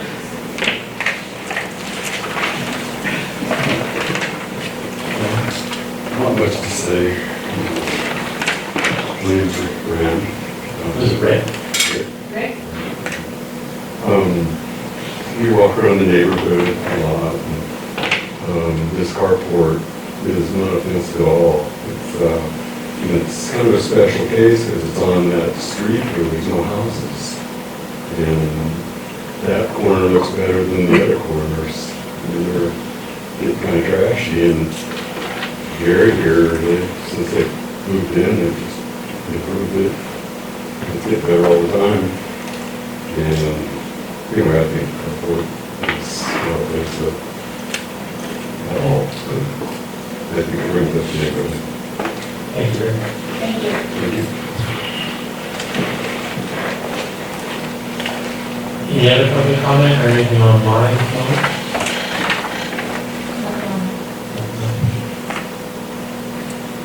Okay, I will close the public hearing. And can I bring Amy back up? Right. So there was it 5 things? I had to find one out of, or 4. There was a special circumstance. It was different in some way, shape, or form, which had to maybe do with the 2025 split. Were there other common things in the area, or other type? Correct, was the next one? That you would be depriving them of something that other people in the same zoning. In the same vicinity, could do, okay. That's terrible. And the last one was safety or a nuisance to other Health, safety, general welfare. general welfare, And okay. that's, Okay, so those are the 4. So I just want to make sure I have those 4. So I have another question. In Ray's letter, it states that the contractor did not ask about a permit, and it also talks about how at the time when they had a shed professionally installed, when the planning department was not offering in-person interaction between planning department personnel and residents seeking building permits, were we not taking phone calls? we took phone calls. So I guess my biggest question here is, why wasn't the building permit? And I don't And I know that's a question for you or for the homeowners. It would be for the homeowners as far as our decision on the recommendation on the variance. It was not one of the findings that we have to make. It was separate. And it is the remedy to look. Any other questions? Oh, thank you. And I do want to state also for the record, Cheryl, and for you, my father and I have actually disagreed on a lot of things and not voted equally, so I understand that that's your perception, but I do just want to make that very clear. And I would like to address it if I could as well, Cheryl. I am a lot like what Isabel just said. I always disagree with my father. I sit here ethically and morally guaranteed and unbiased. I have a whole different outlook on certain circumstances as do all of you. Joe and myself can disagree and respectfully have a great conversation and agree to disagree at the end of the day. So as I sit here today, I'm looking at my facts, my ethical determinations, my professional opinion, and what I bring to the table aside from what anybody else might think. I mean, I appreciate everyone's input tonight, and I've taken great notes, but I will do that for the remainder of my term, and I try to do that. But thank you for bringing that to the attention. I personally would like to also say that I watched the planning video that night and saw the conversations and the votes, and I do understand that it was a very trying and heartfelt. I felt sorry for you guys. I understand that you own a home and I own a boat. I have to pay $1,200 a year to store my boat because I can't park it anywhere on my lot, and I live here in town. So I understand boat ownership, I understand taking good care of your items, I understand investing in your home, I understand all of it. And I also professionally, my day job is with Public Works Department, and I work on subdivision maps all day, every day. So I understand setbacks, and I understand how development happens, and I understand how roads need to be maintained, and I understand how when you're talking about a road right here and today and an intersection, we have to take into consideration what that road may or may not need to be done 50 years from now for the future of our county and our city. That might need a turn signal, that might need a bike lane, that might need to take advantage of every single inch of roadway that was mapped out 100 years ago. And so these are the restrictions and these are the reasons for ordinances, and I do that as a day job. So I strive to do that professionally, aside from family and friends. That's why I'm here. So after that, we need to make a vote then on if we want to do the variance. Correct? Amy, there was two parts. There was the variance and then there was the refund or not to refund the fee. So we'll do it in two parts then. Unless you can do it. I defer to the city attorney. You may be able to handle it one. I leave it to you. Okay, so let's do part one of the variance and see if we would apply the variance to this. So if we have a motion to approve or deny the variance. I'll start it off.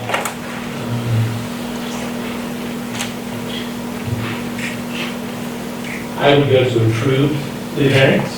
I think they meet the needs and what's up on the board for a lot of it. Don't know if I like going against the planning commission or what they did prior, but what was presented to me tonight, I feel meets a lot of this. So my vote would be to approve the variance on 195 Rocky Ridge. I'm gonna second that, because when I read all of this, I had a different feeling about this project than when I came to this meeting and presented all the information. It's a challenging lot, it's unusual. Also the fact that there was a pool house and a pool that were encroaching on that variance as well years prior. I feel like that set a precedence for that lot. And hearing from the community helped me to not to second that. I will vote to approve that also, and for reasons being that there is already. He's got to go to the vote. I said, he's got to go to the vote. So, I have a first, I have a second, all in favor say aye. Aye. Anybody opposed, same sign? Okay, roll count, no, do roll. Yeah, let's do that. Mayor Berlio, Aye. Vice Mayor Herndon, I oppose. Councilmember Piscornia. Aye. Councilmember Moncada. Councilmember Sherrod. Aye. Passes 3-2. And if I can take just a minute, I'd like to state my reasons for opposition of this. It has nothing to do with appearance, it has nothing to do with color or personality or anything. It strictly has to do with precedence and the fact that as many of you that talked tonight about code compliance issues and how this is a betterment for the community and a betterment for the subdivision and that road, our job and my job that I am very passionate about is code compliance, to make sure that we stick to our ordinances, that we stick to our guidelines, that we support our planning commissioner, our planning commission. We give them the rules and the guidelines for them to go do their job, and if we're not consistent in that, we've just opened a door for a plethora of everybody else wanting to ask for exceptions. We saw 5 or 10 other pictures of violations, and that are going to be code compliance issues that Amy's going to have her work cut out for, and we're hiring a new code compliance officer. But it just sets the wrong table. It's the wrong case, and that was my reason for having a no vote tonight. And I also just wanted to say, I'm the same, it pains me because I know like you all spoke so highly of this, but I don't want to open the door for more, set that precedent, and then I have actually written down that it's not a question of whether or not we support it or whether it's visually appealing, it's about following the ordinances and same thing, I support the planning commission, so. So now we have the second item in there, which would be a way for refund the 3,600, okay. So do I have a motion on that? I'm gonna make a motion to not approve the way that. I think this has some severe hard costs to the city. I also truly believe that ignorance is an okay excuse, but it still doesn't fly with me. I had a hard time making this decision. When I first read this, I was a no. I actually went physically and walked the property twice, and then I drove by it once another day, and really kind of looked at it. Being that Thistle Way is an interesting street, and that the pool house and the pool also infringe on the setbacks, changed my vote. However, I do not like the idea of trying to do things without following the rules. So I am a no. I'll second that. And if we have to give a reason, Amy said that this also is. All in favor, say aye. Aye. Aye. Anybody opposed, same sign? Aye.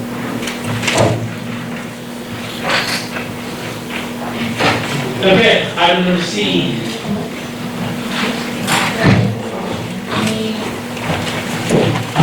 Okay, approved contract with Gonzalez for Finance Director, Rebecca Collins. You're welcome.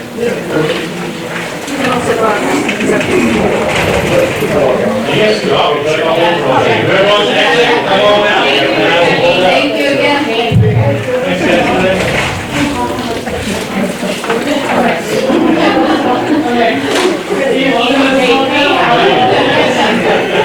Thanks, guys.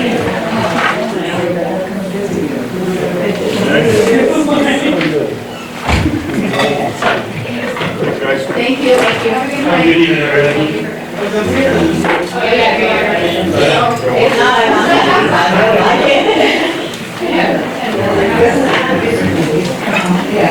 Very good.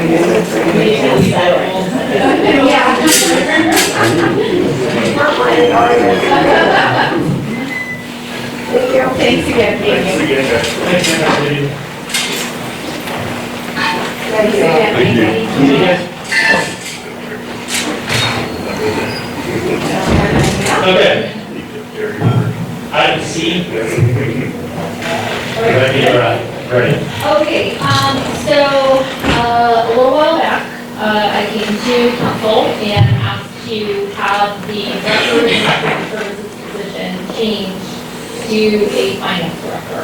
That's really where we have some pain points at the city. Based on, what finance directors are making out there, from personal experience and other colleagues and leaders that I work with out there, and wanting to ensure that we get the most qualified candidate, it was recommended to keep the salary the same as what the Director of Administrative Services was making. And with that, we also were going to be eliminating the $100,000 a year contract with grants. And so, regardless, we were going to save money, right? So the council approved that. We immediately started recruiting, and we did interviews on April 15th. So it was a 3-person panel. We have the chief of police, our Rose, which is the administrative services officer, our Rose, and myself. And we were 100% agreed on who was the best candidate, and by far. We kind of knew that when we saw her application before, but in meeting her and talking with her, it was really exciting, so she was going to bring to the table. So it's Michelle Gonzalez. She is a local resident of Angels Camp. She has a degree in business administration and accounting. She has a lot of experience in accounting and finance. in the private sector and the public sector. On the public sector, she was the finance director for the resource connection, and then most recently, she has been with Condor. So I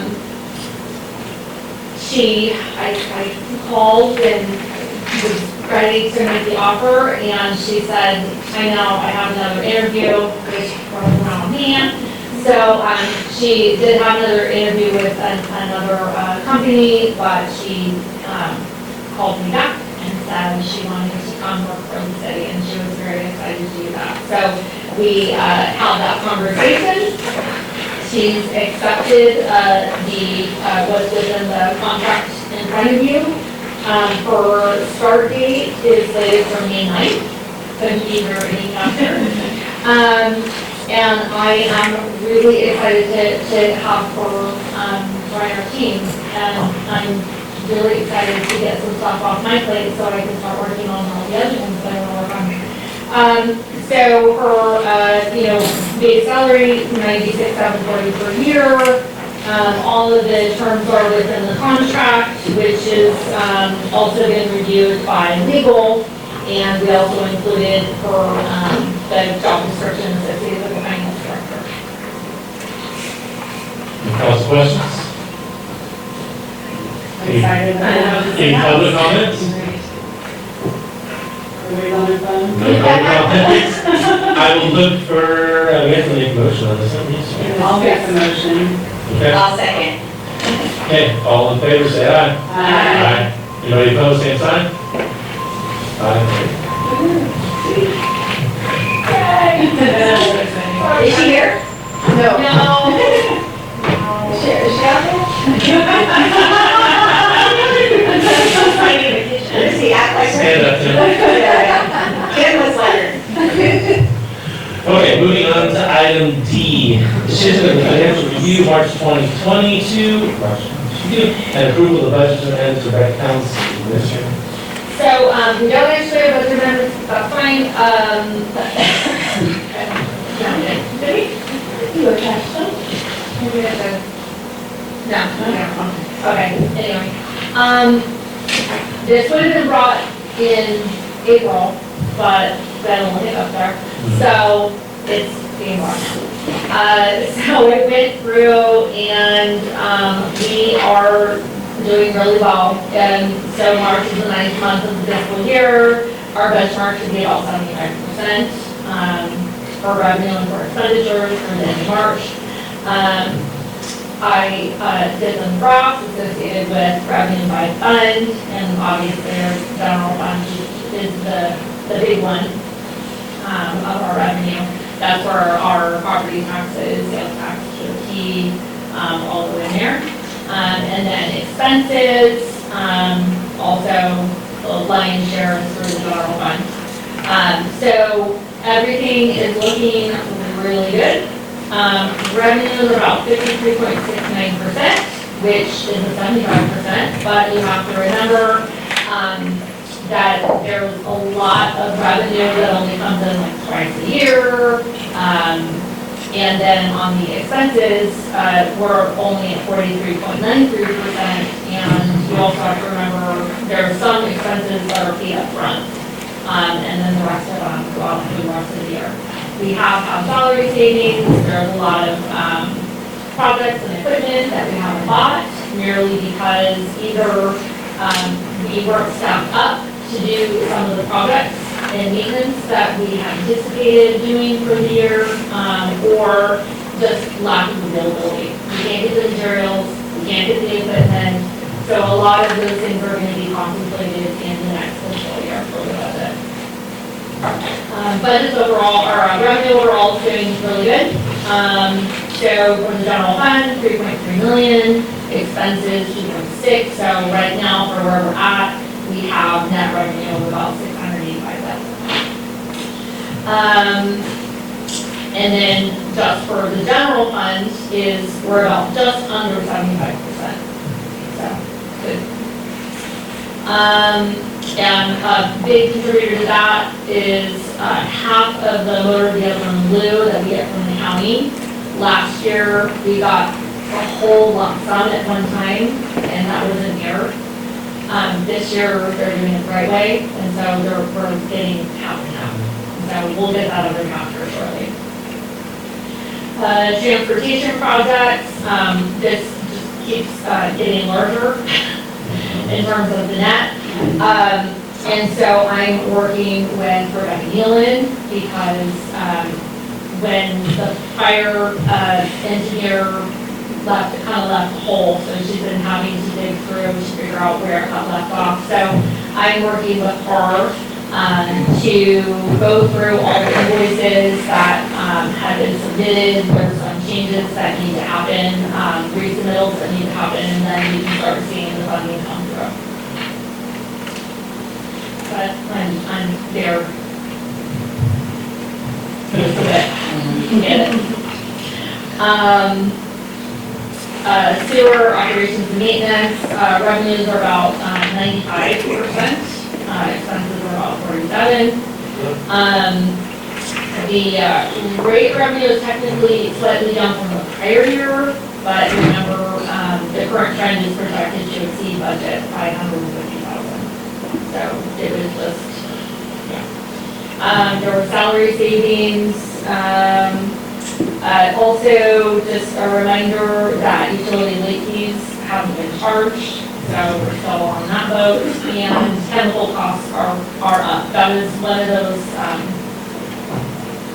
anyone who has a pool will tell you, boy, chemicals are really expensive right now. And we're also finding just little things that you wouldn't even think about, like the nitrile gloves that they all have to wear. You used to be able to get a box for like $4 or $5. Yeah, they're like $20 now, and they use them all the time, and they're really hard to get. So all of that is really fun.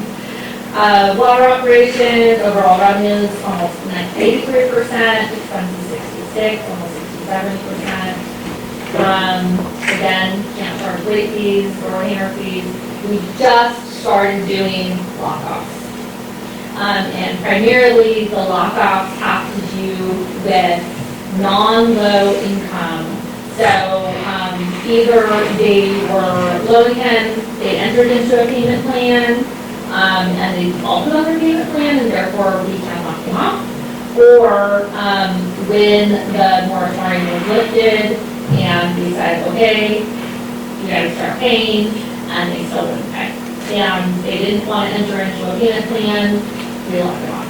So there is that happening now. And so we will start getting those restoration fees and lock-off fees. And then all other city special revenue funds are trending as normal. And then just the graph expenses by department, obviously, you know, you've got your big ones, police, general fund grants, and that included the sidewalk project, and then finance administration. Those are your three big pots there. And that is it for that. The one thing I will mention is when Michelle starts, we're going to be going through the budget with the time, like at the time come, because what I'm finding is either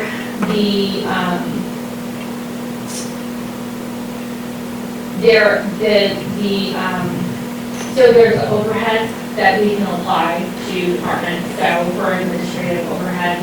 And so even though, you know, like I'm in the general fund department and legal, we pay under the general fund, there are components to what I have to do every day that are related to water and sewer, right, for grants. And same thing with legal, same thing, you know, with growth. So if you think of kind of that general governance, personnel and costs, we can allocate those costs across everybody, right? But what I noticed is I don't agree with the cost allocation method that had been done and what we budgeted. So we're going to have to clean some of that up. In addition, there were some departments that were splitting their costs to water and sewer, and they should not. they're not general government. Their, like, building and planning are rate funded, and so those should be associated with whatever those fees are, and they don't have anything to do with water and sewer unless they're specifically working on a water and sewer project. So there are going to be some corrections that we're going to be doing for closing up this year, and when we do that, then I will have to bring some adjustments forward, but that will be coming. But all in all, we're looking good. I did submit the mandatory reporting for the American Rescue funds that we got. We got half of that. We'll be getting the other half soon. We just have to submit that reporting to them. We met with engineering and with our public works superintendent, and we're trying to maximize that funding to align with projects. So for instance, I have a community project, we really need to get our sewer done, and there's 4 projects that cross mainly sewer but some water. Part of it's funded with other mitigation grant money, and then we need to find where to get the rest of the money to do that. And it just so happens that ARPA money is exactly the dollar amount that we need to finish that. So that should be completely funded between hazard mitigation, local match, and the leftover. So we should be able to do all of that. And so we will be keeping an eye on that. If we need to bring a more formal package to the council to get authority to start moving in that direction, then we will do that. It's also possible that we can kind of move through the rest of the engineering amendment that we just did with that kind of tail end, and then just have it all compiled as part of the 22-23 budget. But that needs Council questions? We haven't seen property tax yet, right? So the assessor is stating 2% increase, but that's historically what she's always said is a 2% increase. It's likely that it will be higher than that, just because I know that the backlog that we had was a bunch of transfers that they were able to get to, and so those are starting to catch up. So I need to do a little bit more research to figure out a conservative number. I don't want to say 10% and then it's only 7, but I'd rather aim a little bit lower. But it's going to be hard. Yeah. I'll move down on that.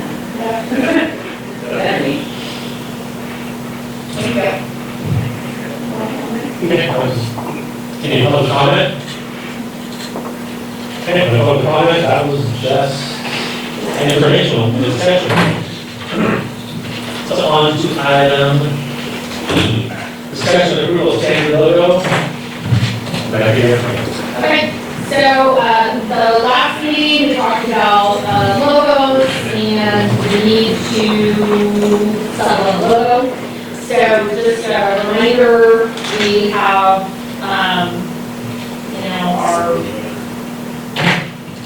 our lovely Angels Camp logo, the WC flag. We've got our old Diversification logo that's in all the work trucks. We have the Centennial logo, and then there was discussions about the other logos. So what I did is I took the basis of the last logo that we had, removed the California, put the founded in 1848, changed the font so it's a little easier to read when it gets reproduced. So that's an option. The other option is the original one that I had given at the last council meeting, and someone made the comment of, well, maybe we do black and white. There's that option. And then just for the fun, because the conversation, this is really cute actually, the conversation was, well, the Centennial logo that we don't have the electronic copy of has this, kind of sepia photograph behind it, and that is downtown Angels behind the logo.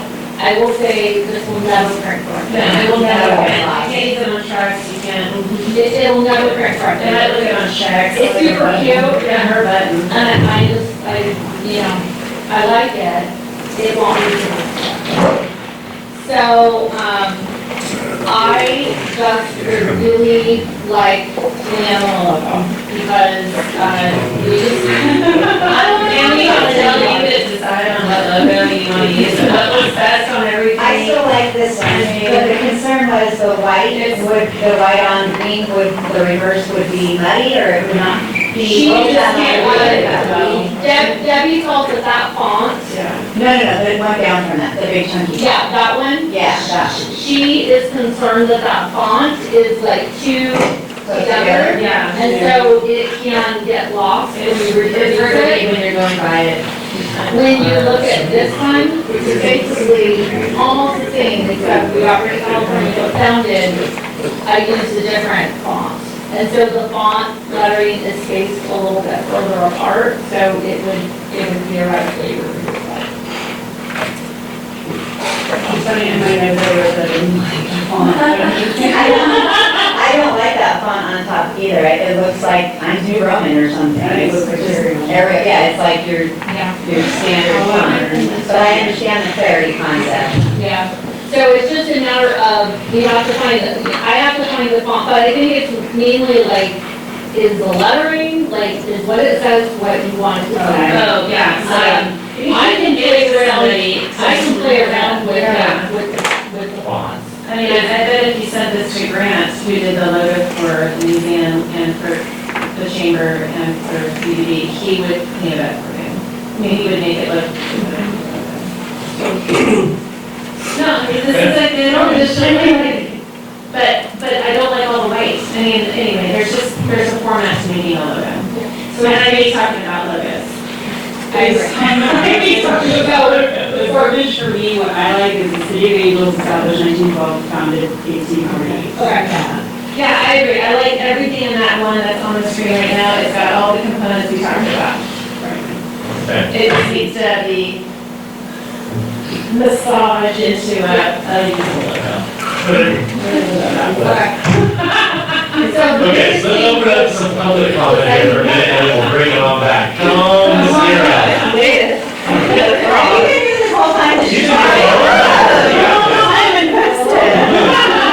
Christine Morale, Angels Camp President. I was just curious why the frog is facing the right, unlike, I know.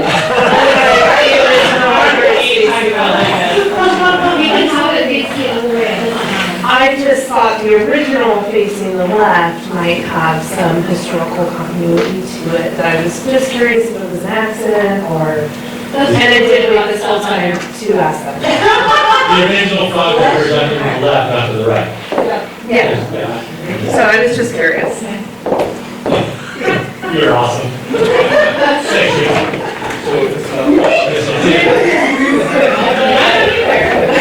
You can turn the frog. I gotta stop this, it's like a habit. Great time.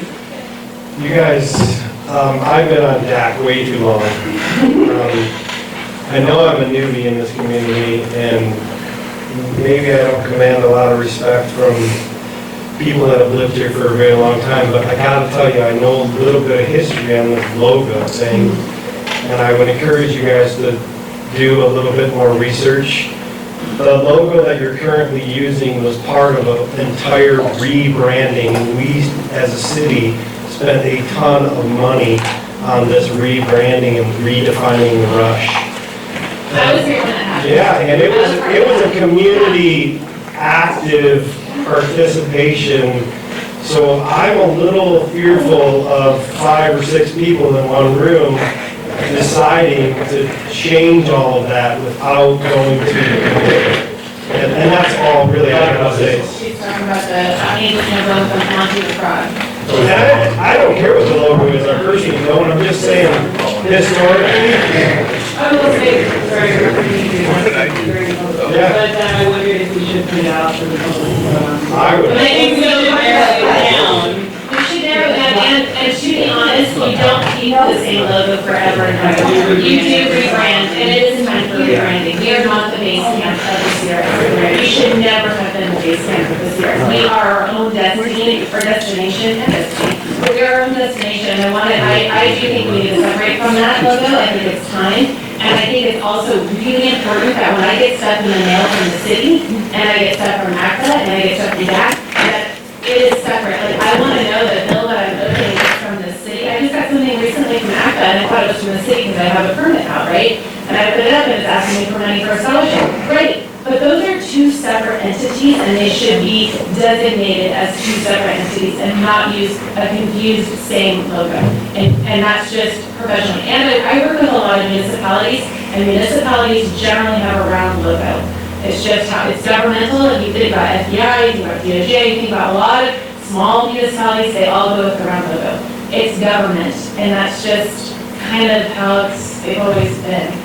That's all. And I understand your feelings. I've lived here for I don't care. very long time. The issue is that when the branding happened, it was, the point was to not differentiate the municipality from the city overall. It was supposed to be everybody, right? And what has happened is, she's right, and it happens all the time. No one knows whose website you're looking at. No one knows whose Facebook page you're looking at. Nobody knows what letter you're reading. We can't use the same logo. We have to have a municipal logo, and then DAP can have whatever logo they want. But I understand lots of money went into this. I understand it was grant funded. I understand that the city and you know, the whole concept of the economic, you know, kind of coordination in order to brand the city to try to get, you know, tourism here and people here and businesses here, and that's all great, and that can continue in that vein, but we need a differentiation on the logo so that there's no confusion when you're looking at whatever you're looking at, that's specifically for the city. I think that should still use that logo. Oh, I'm not, again, I just wanted to make sure you guys were aware of the history, community involvement, whether you want it or not, but the community voted on you guys. Also, when the logo was changed, that logo never went on vehicles. It's, you know, it should be on the police, it should be on the fire. You have to consider all of these changes and the monetary value that's going to create if you want that consistency, which I agree with. But there's a lot going into this conversation. A lot of vehicles ever since that logo came into it. So we still have all the old stuff on all of the vehicles. Yeah. So you can take the old vehicle and put a new logo on it, but there's an expense. Well, and that was why it's afterward, I don't probably remember. Yeah. We'll do it as a change. When the vehicle dies, then you can put in a logo. And I don't know the Thank you. history of like police departments and fire departments, but they don't generally have a municipality logo embedded in their patch. So all my history with that, right, am I right? You're absolutely right. Yeah. And that'll be on the card. No, and the fire trucks and the police cars don't have, they usually have their own look and feel. Like I remember Pleasanton looked like the Colgate toothpaste, you know, it was like its own thing. Anyway. And as far as reaching out to the public, I feel like we've talked about it, we've agendized it. I mean, we had more people on a variance than on the logo, so she gets it all for tonight. So I think that we're. And you could do something fun with it with a high school, or you could do like a logo competition if you really wanted to do something with it. Majority, but you're looking at months down the road. Yeah, sure. And That's what we're here for, so let's make a decision. Amanda, do you guys have anything to say about that? It's awesome, dude, yeah. Does Amanda want to watch it? Any other public comment? Hi. I was not planning on speaking, but I am going to go I think what also needs to be considered in the past, as Tim was saying, Commissioners Code Council members were the ACTA, what they were calling the ACTA logo. there was a transition. There was a transition in budgeted to start changing the logo on a lot of stuff, but money and the priority of that money and project was so low. But there was an internal transition to it. I still have my old council colleagues that have the original, the signs on highway, still have that. But I think you still need the public input. If you're thinking that just because it's on the agenda, I think the problem is there's no one confident enough to come and express how they're actually feeling right now about it. So if you want to bring the community together and have a real conversation, I would suggest that you go out to the community and bring them to you, and not just have an normal city council meeting. Thanks, Mel.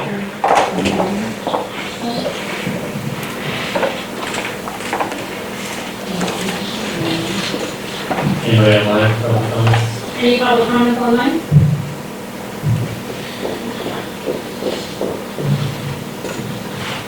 Okay. Special approval. So.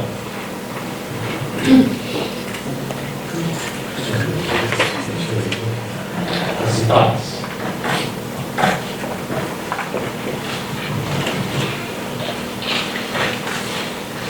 Do you agree to get rid of this, the one with the background on?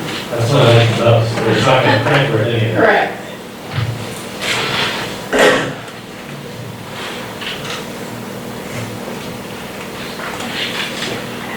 The process that he needs to say Lauren is now. I did one with Michigan Day Park. So Rebecca, since our last meeting, we did have Debbie weigh in, actually 2 meetings ago, and then she supported one. She held one up in big print that was very, very similar to this one. She said it used to be behind up here, I think back behind the last council or something. It had that ribbon across It did have the ribbon, so you were gonna address it. It was the glass, it was this one, Yeah. it was the one that says incorporated, Right? yes. Right, and then we talked about verbiage and stuff. If we move forward with a variation of that, are we consistent with our wayfinding plan? Are we consistent with what we're already moving forward with and all of the signage Caltrans approved moving forward? The Caltrans approved signage is this logo, which is fine, because that's still connected to all of our DAC and outreach. This is municipality. This is different. Yeah, but or wayfinding street signs. So we're really gonna have 2 messages out there. Is there a logo on street signs? I'm asking. Right now, It's getting ready to be. There's a problem. It's a problem, yeah. There's a problem. There's no logo of this. There's not gonna be. This is for this is for water and sewer. Right? You can't, like, you don't want to put a logo like this on your street sign. You're trying to keep your street signs as basic as possible, so when you're driving out 45 miles an hour, Right, this is gonna be for like your bills and your business licenses, and on our public works trucks and things like that. This is not gonna be on signage, like that's not what this is for. And Debbie said she's going to continue to use that. Correct, which I think should still be used in her capacity. I had like 3 or 4 people talk to me about logos and they all said, I don't care. Okay. So I'm good with either we one. can have outreach just to see, but I don't think it's. Okay. If we're here representing the public and 2 members of the public just said that we need to do a public outreach, then there's hard to do things about what we should do. And at the end of the day, if you can speak their mind and if you happen to be great, and if you don't, then now we know, right? Then let's take it out. I do think that we should take it down. Back it down and put it out on Facebook and other places that are, and say we're gonna be talking about it at the next meeting for approval, so if you have your opinion, have your vote. And we can still go against you. Thanks. I don't think that we should just say like, what are you trying to do? No. Okay. So, want to go down. You got public comment, then I'll make a motion to that. And for our next meeting. Second. Yeah, I'm on board with those two. Everybody on board for these steps? Okay. Fantastic. Oh, I like the back one with the, what do you call it? Sepia? So, Yeah, it's all considered about the things. Yeah, I think so. But not like the, one over in so I would make a motion to have 1-2 logo. And could we please put it on a Facebook poll or any sort of social media poll?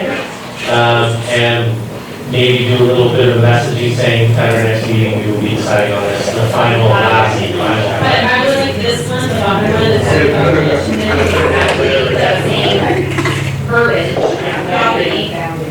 Exactly the same property. Put one of the frogs. I'm sorry. No, we're not. Can I say something? So, you know, just looking at all of the logos and knowing like history, I just got like one of the original Belize City of Angels patches sent to me, and the frog is actually that way.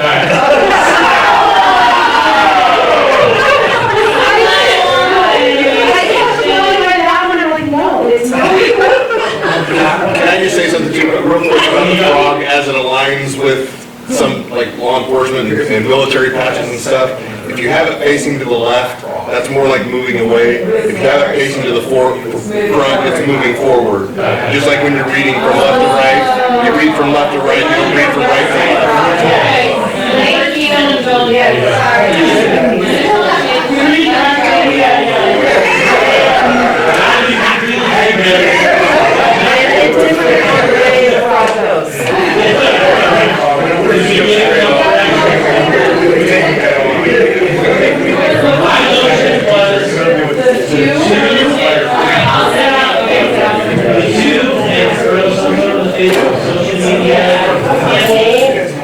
It's on the next meeting for the final time. Shall we do that? So you have a motion, do we have a second? All in favor? Aye. That was complete. Okay. Item F. Discussion regarding homelessness in the city limits. Rebecca, you're up for the last time. Okay, so the city's received several complaints. The most public complaint was at the last council meeting, was on Facebook. And we had other complaints, and there was this, an additional number that the city's ignoring it. We're not doing anything, and we're just kind of turning a blind eye. And the reality is we're not. We're just extremely limited on anything that we can do legally. So I thought it was important that we kind of take a step back, and the city is not the only person. We're not the only ones that are having homeless issue.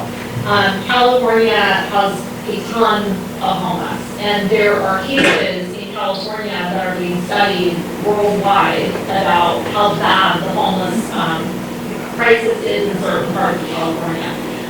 LA being one of them, that is the worst, and San Francisco. They're both really, really bad. And California also has more states, or more laws than any other state regarding homeless protections. And that's not protecting the municipality or protecting anyone other than the homeless or the unhoused. Okay? So, the laws, for the most part, what people are studying is that the laws that have been put in place, even though they were meant to do something different, actually made the matter more, it made it worse. And most recently, Gavin Newsom signed 7 new laws at the end of 2021. Just at the end of last year. And all focused on dealing with the crisis of homelessness. So in the past 3 years, California has spent more than $2.4 billion of state and federal money on a handful of major homelessness programs. And their intention is that most of that money should go to the local government because local government is who deals with social services, mental health, substance abuse. And while there has been money going to those particular programs, the issue still is a problem because there's no housing. So now their focus is really pushing money to local government for things like leasing hotels and motels, but most of that was specifically for the homeless during the pandemic. But it didn't address long-term housing. And then now, most of the money that would be coming to any local government, before, they used to do just a base allocation based on census information and population, and now what is going to transition to, if you want the money, you have to have a plan. So if you don't have a plan on how to deal with homeless, you're not going to get an allocation. And just to kind of put this in perspective, a UCLA study found in 2020, there were enough homeless children to fill a Dodger Stadium 5 times. That's just the children. Okay. So the last survey that was done, it was the Homeless Management Information System, and this happens every once in a while, and volunteers go around and they try to count all the homeless or the unhoused. And homeless are not just on the street homeless, they're couch surfers, people who are living out of hotels or out of motels or in campers, but they're counted in the homeless. But the problem with this last kind of census was that for Calaveras County, they didn't capture enough information in detail to determine if the homeless within the city limits were city or county. And so a lot of the homeless or unhoused population got counted in the county census information and not necessarily in the leads in the city. And so we just kind of had to estimate what number we're kind of talking about here. And the other thing is our homeless population don't just stay in Angels. They go to Copper, Valley Springs, and then they come back here. So they kind of roam. So we estimate there's probably about 10. 2 are the most noticeable. They tend to have the most interaction with law enforcement or with the public. And I reached out to the county several times. I want to know how we can be more involved, how the city can be more involved in the homeless issues. I did find in the plan that they had that it was pretty silent on the city's involvement and how we would be engage with the county on that. So I did reach out to them to ask how we can be more involved in that process. And I think what's also important for the public to understand is the City of Angels, we have police, we have fire, we have building, we have planning. We do not have social services. We do not have any of that. That is all done at the county. And so all we can do is offer information when the public calls and says, how can I help the homeless? Or if we see someone that is asking for help, we can engage with them to the point of, here's the number that you can call, or I can call, social services to come and meet you. We don't provide any services here, none. And so for the most part, the only interaction that is going to be here is going to be with law enforcement.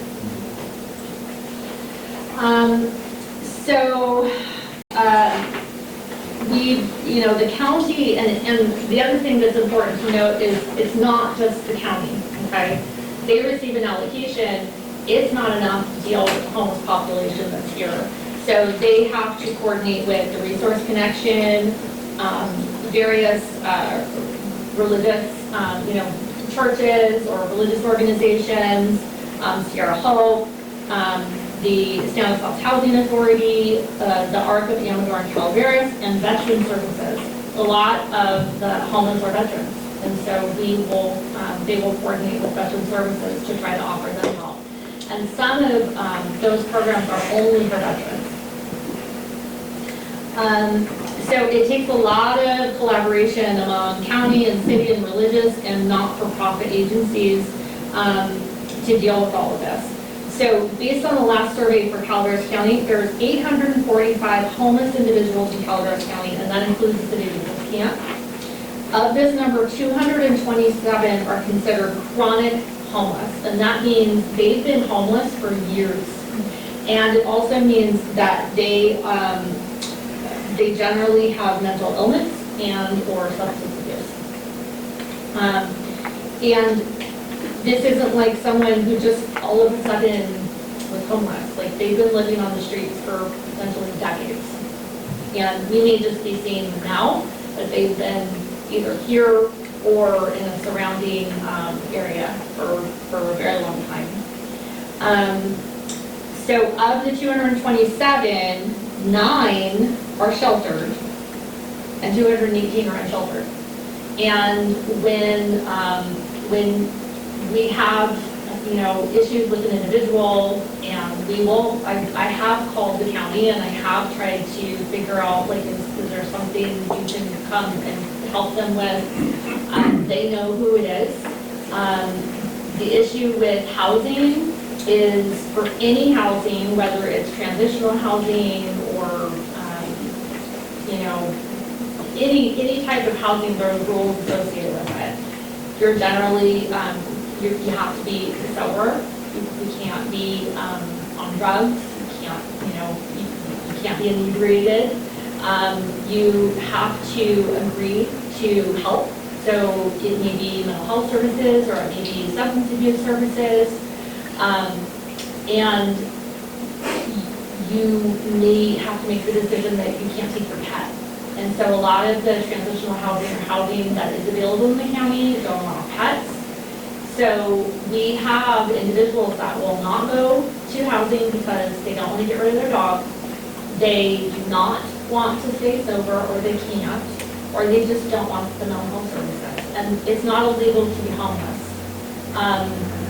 And so what it turns into is more of a trespassing issue, and that's where the interactions happen with law enforcement. So in terms of housing inventory, if you or a family member or a friend have even tried to find a rental property and you're not homeless, they're impossible to find. So now I'm up and trying to find housing if you're in that demographic. And specifically, if the county's trying to find housing, there's no housing available. So it's really, really hard to house them. So unfortunately, the ones, those, for the most part, those 227 chronic homeless, most of their engagement is with the Sheriff's Department and Police Department. So in terms of the public, resources that city staff and the public can point people to, there is a housing assistance number. There's the Calaveras 5-year homeless plan. That was done in 2019, prior to COVID.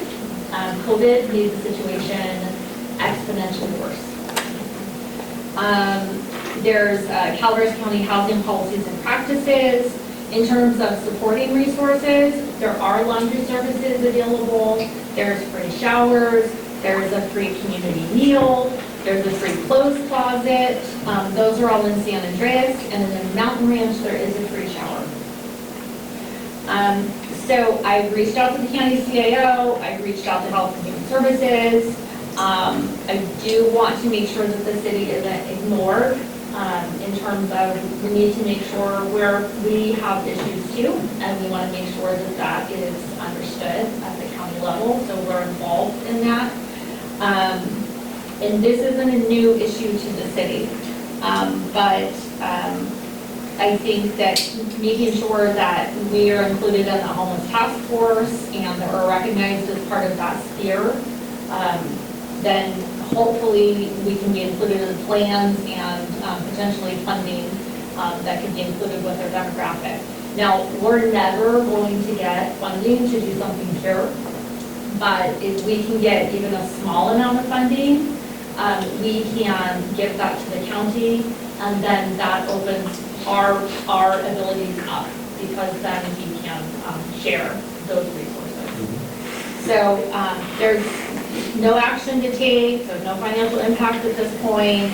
I am looking at grant funding just for the sake of being able to contribute to the county, so we can have more of a voice. That's what we're on. Thanks for the report. Any questions? I appreciate all the work you put into that, because it is an issue and we are hearing about it, and I think all of us have been approached about it. And so there's not much we can do to address it other than, just constantly responding and having our law enforcement respond when they need to, and it's a tough situation. You mentioned a couple times, Rebecca, that you reached out to the county, and you're asking to be, added to their homeless task force. Are you feeling like you're getting the response? I mean, do you have the right connections? Is it effort? No. Okay, so I think maybe we need to do a little bit of effort there, is to make sure that the county is hearing us loud and clear. We don't have the resources. It is becoming more of a problem. I'm fearful that as the weather warms and they're driven more into the public's eye, I talk to Scott probably weekly about the phone calls that we get, and they're here and they're there and everywhere.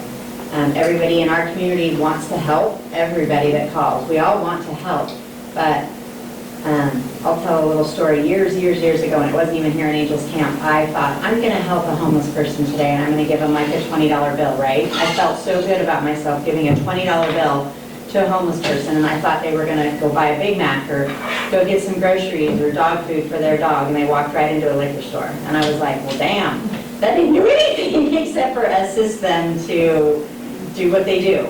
So I tell people, and I tell people help in ways by finding them, asking if they'll accept assistance, asking if they will accept resources. We don't have anything to give here in this city, but can we help give them the resources that we know we can connect them with? And I don't know what else to do. This is becoming a huge problem with the city, and it's a huge problem with regard to, once again, code compliance and cleanup. And that's the direction it's going to go. We want to clean this city up, and if we can't clean it up because of this issue, this is one of our many issues.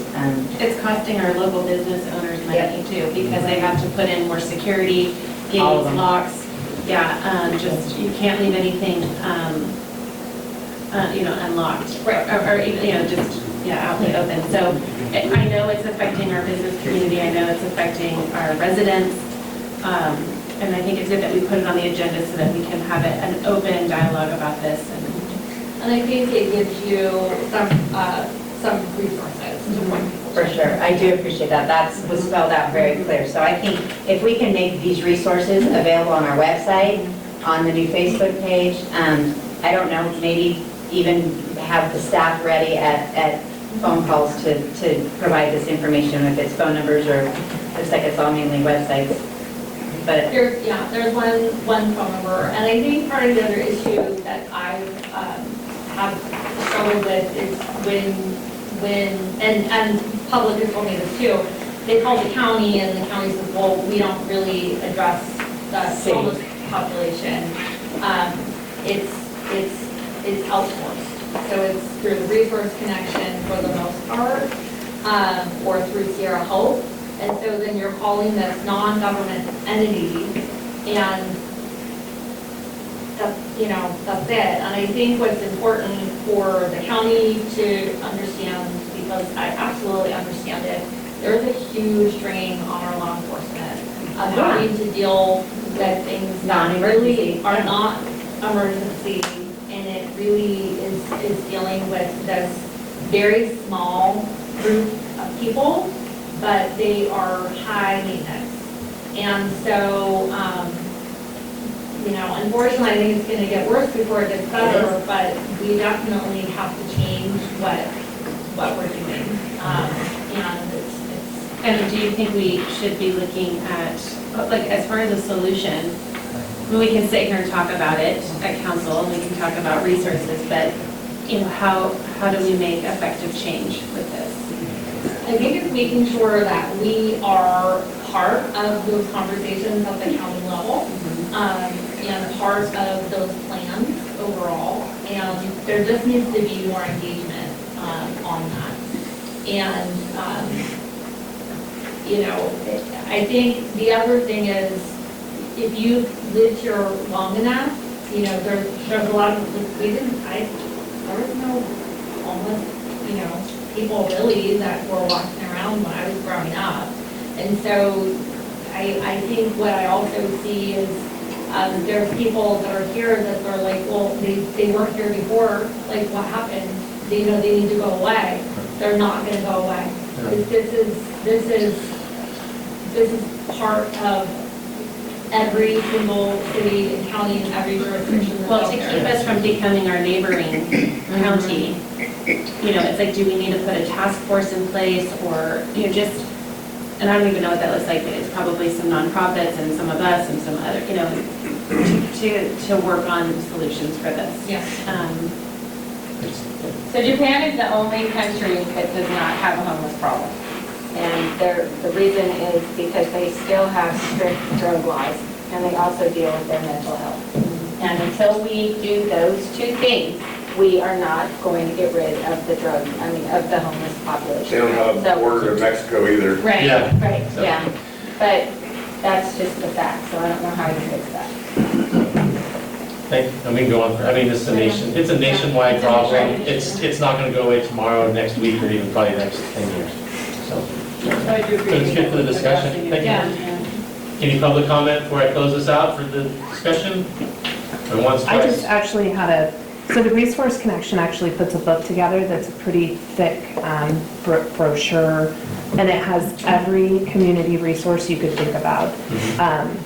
So I know that at schools and things like that, we keep those books and hand them to people who need them. So it might be just a great resource to have in your city hall or with the police department or whatever, but it has a ton of information, way more than I ever thought. So just passing that resource along. Thank you. Okay. Anybody online?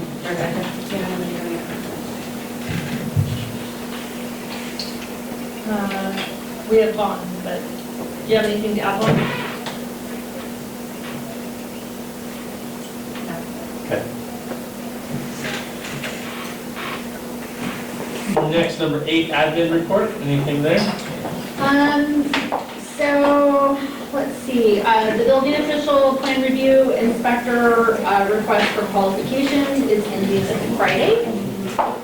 We are getting a lot of questions, and I think we'll have some pretty good responses, but of course they won't submit them right.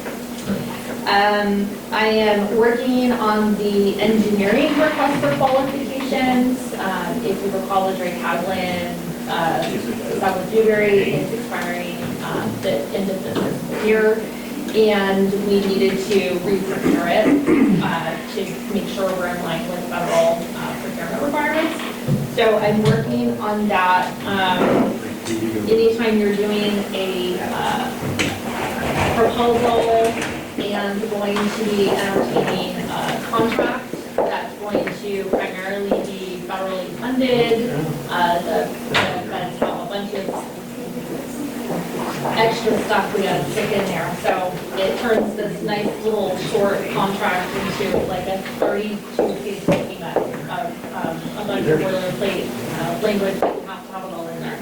So I reached out to our Caltrans District 10 contact to make sure that the proposed scope of work is in compliance with what they would want to look at, and not mainly so that we're in compliance with local assistance requirements for federal funding. And then I think the biggest issue is we need an on-call engineering contract, and it has to have a high enough ceiling that we may never use that much out of that contract, but it would be in place for 3 to 5 years. And that's the biggest issue that we have with the current contract, is that the ceiling is way too low. And so it's continued to be brought back to council to do a change order and an amendment. And so it's now going awry from the federal requirements. We submitted the wastewater arrearage grant. That's through the state Department of Water Resources. And there were a total of 90 accounts that are delinquent, closed and active, totaling almost 139,000.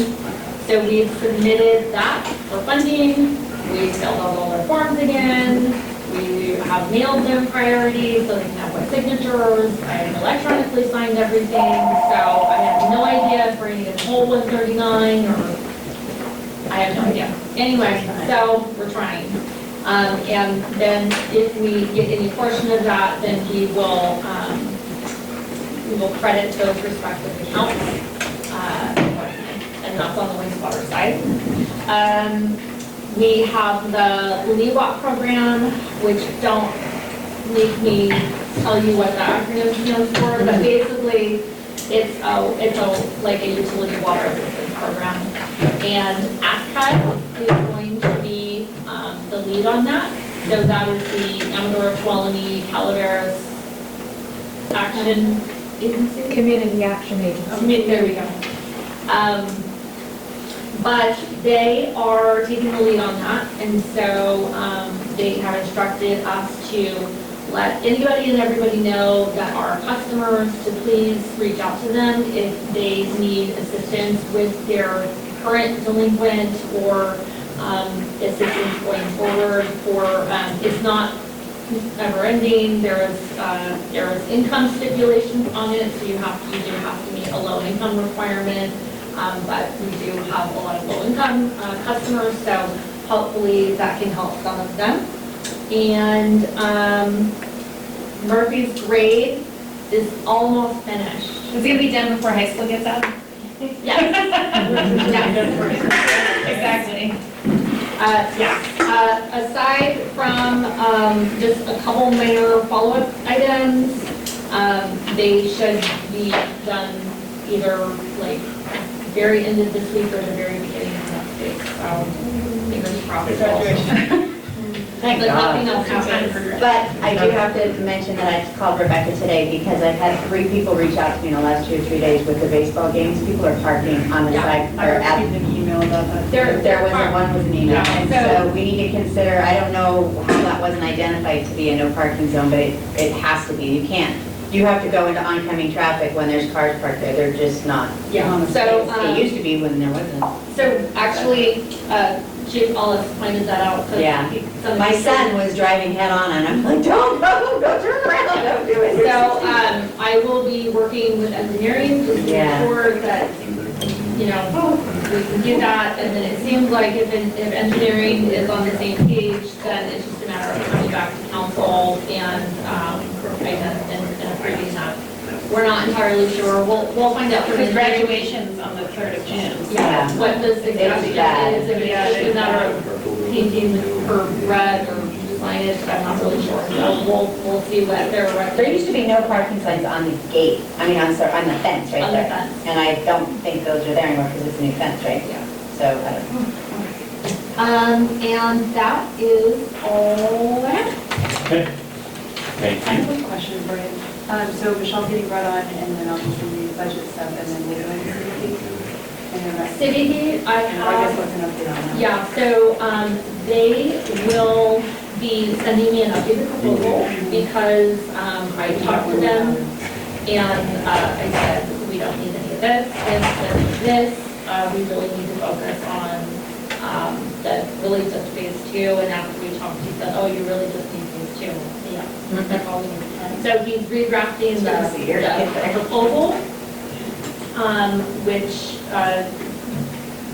will have, different pricing structure in there. And then I will bring it to council to make sure that you guys are on the same page with what you want for that proposal based on the conversation I had with him. And then once we can do that, then we will enter into contract and then he will start meeting. Great, thank you. Thank you, good question. Council reports. You're up. We did the ACTA dinner drive-through tonight. I don't know. Jen. I don't know. What month are we in? May. Okay, so April, Friends of Fair meeting on the 20th. I went to an SEIU candidates night for Supervisors District, is it 3 or 2? 3. Arnold 3. Went to that on the 21st. UWPA meeting on the 26th. Caroline attended that with me. My notes are,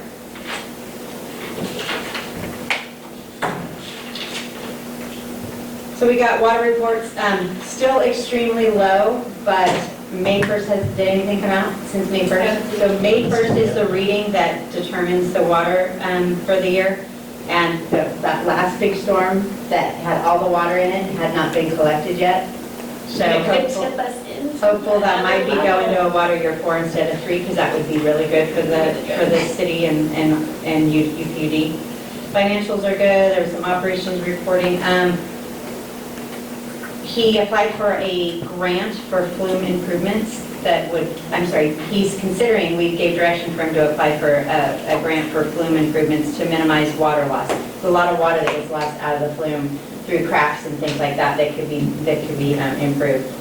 We did receive and vote on a mission statement and a water wheeling agreement with CCWD. They're wanting to have UWPA consider wheeling some water, their water, not our water, their water, to get it over to like San Andreas. So that is a contract that's being presented. And then we had discussion and update on budget in preparation for a committee meeting that's coming on the 11th. Then I attended the Angels Camp Museum Frog Jump exhibition on the 30th, which was well attended and it was fun. Was Torino on the 30th, also well attended and also fun. And then I'm here tonight at City Council. Tomorrow's the fair kickoff gathering out at the fairgrounds on the 4th. Because Alvin was on vacation, I got to go to the CPPA meeting also, and we had to make the tough decision on voting on an increase that PG&E is passing along to that group of, is it a special district? Is that what it is basically? So we've been paying 9 cents per kilowatt, and now we decided to go ahead and pass along to all of our partners a 15-cent kilowatt per hour, so it almost doubled. They've discussed, they have a $3 million reserve, and they dipped into it for $250,000 to cover this year's budget shortfall, but they were not interested, and I agreed, to not dip into it further to help gap that gap. And so these are districts like the fairgrounds, our high schools, fire departments, the city, us.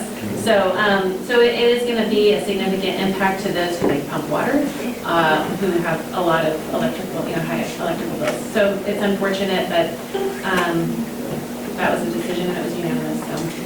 So that was really the biggest conversation we had there, and so that was fun. And I went to the UWPA meeting as well, and Jen did a great job talking about that. And I went to the Frog Jump Museum, the new exhibit, and Supervisor Fallenbrook was there too, and Jen, and it was great. And I have a museum foundation meeting on Thursday. I and Carol attended the Aqua Mixer last Wednesday at Lakeside Park, or Lakeside Events, which was well attended, and the food was delicious. I worked that one. She forgets what she attended. And then I was at Whispering on Saturday. It was fun to miss the ACTA thing, but it was my son's final tennis match. So. And then we have call tomorrow. I called tomorrow. I was on the move, so thank you guys for covering. You're awesome. You're going to pay me back. I know, no doubt. Yeah. And what else do we have? A motion for Correspondence? Was there anything for correspondence at the moment? I read it. Any public comment? Any public comment on correspondence? What was item A in reference to? Item A in correspondence? Yeah. What was it in reference to? I didn't get the packet. Here, Never mind, I'll read the packet, I didn't get it. Yeah, it's in the back, it's all in the Okay, thank you. Are we good? I know. On your phone. It wasn't in the email, I just got the agenda, I didn't get the packet. You're good. I'll make a motion. I'll read it. Hold on, calendar. I'll email you. That's okay. Slow your roll, girl. Okay, come on, it's late. Okay. Email it, I'm gonna email Calendar. it tomorrow. I know. I need a motion to adjourn.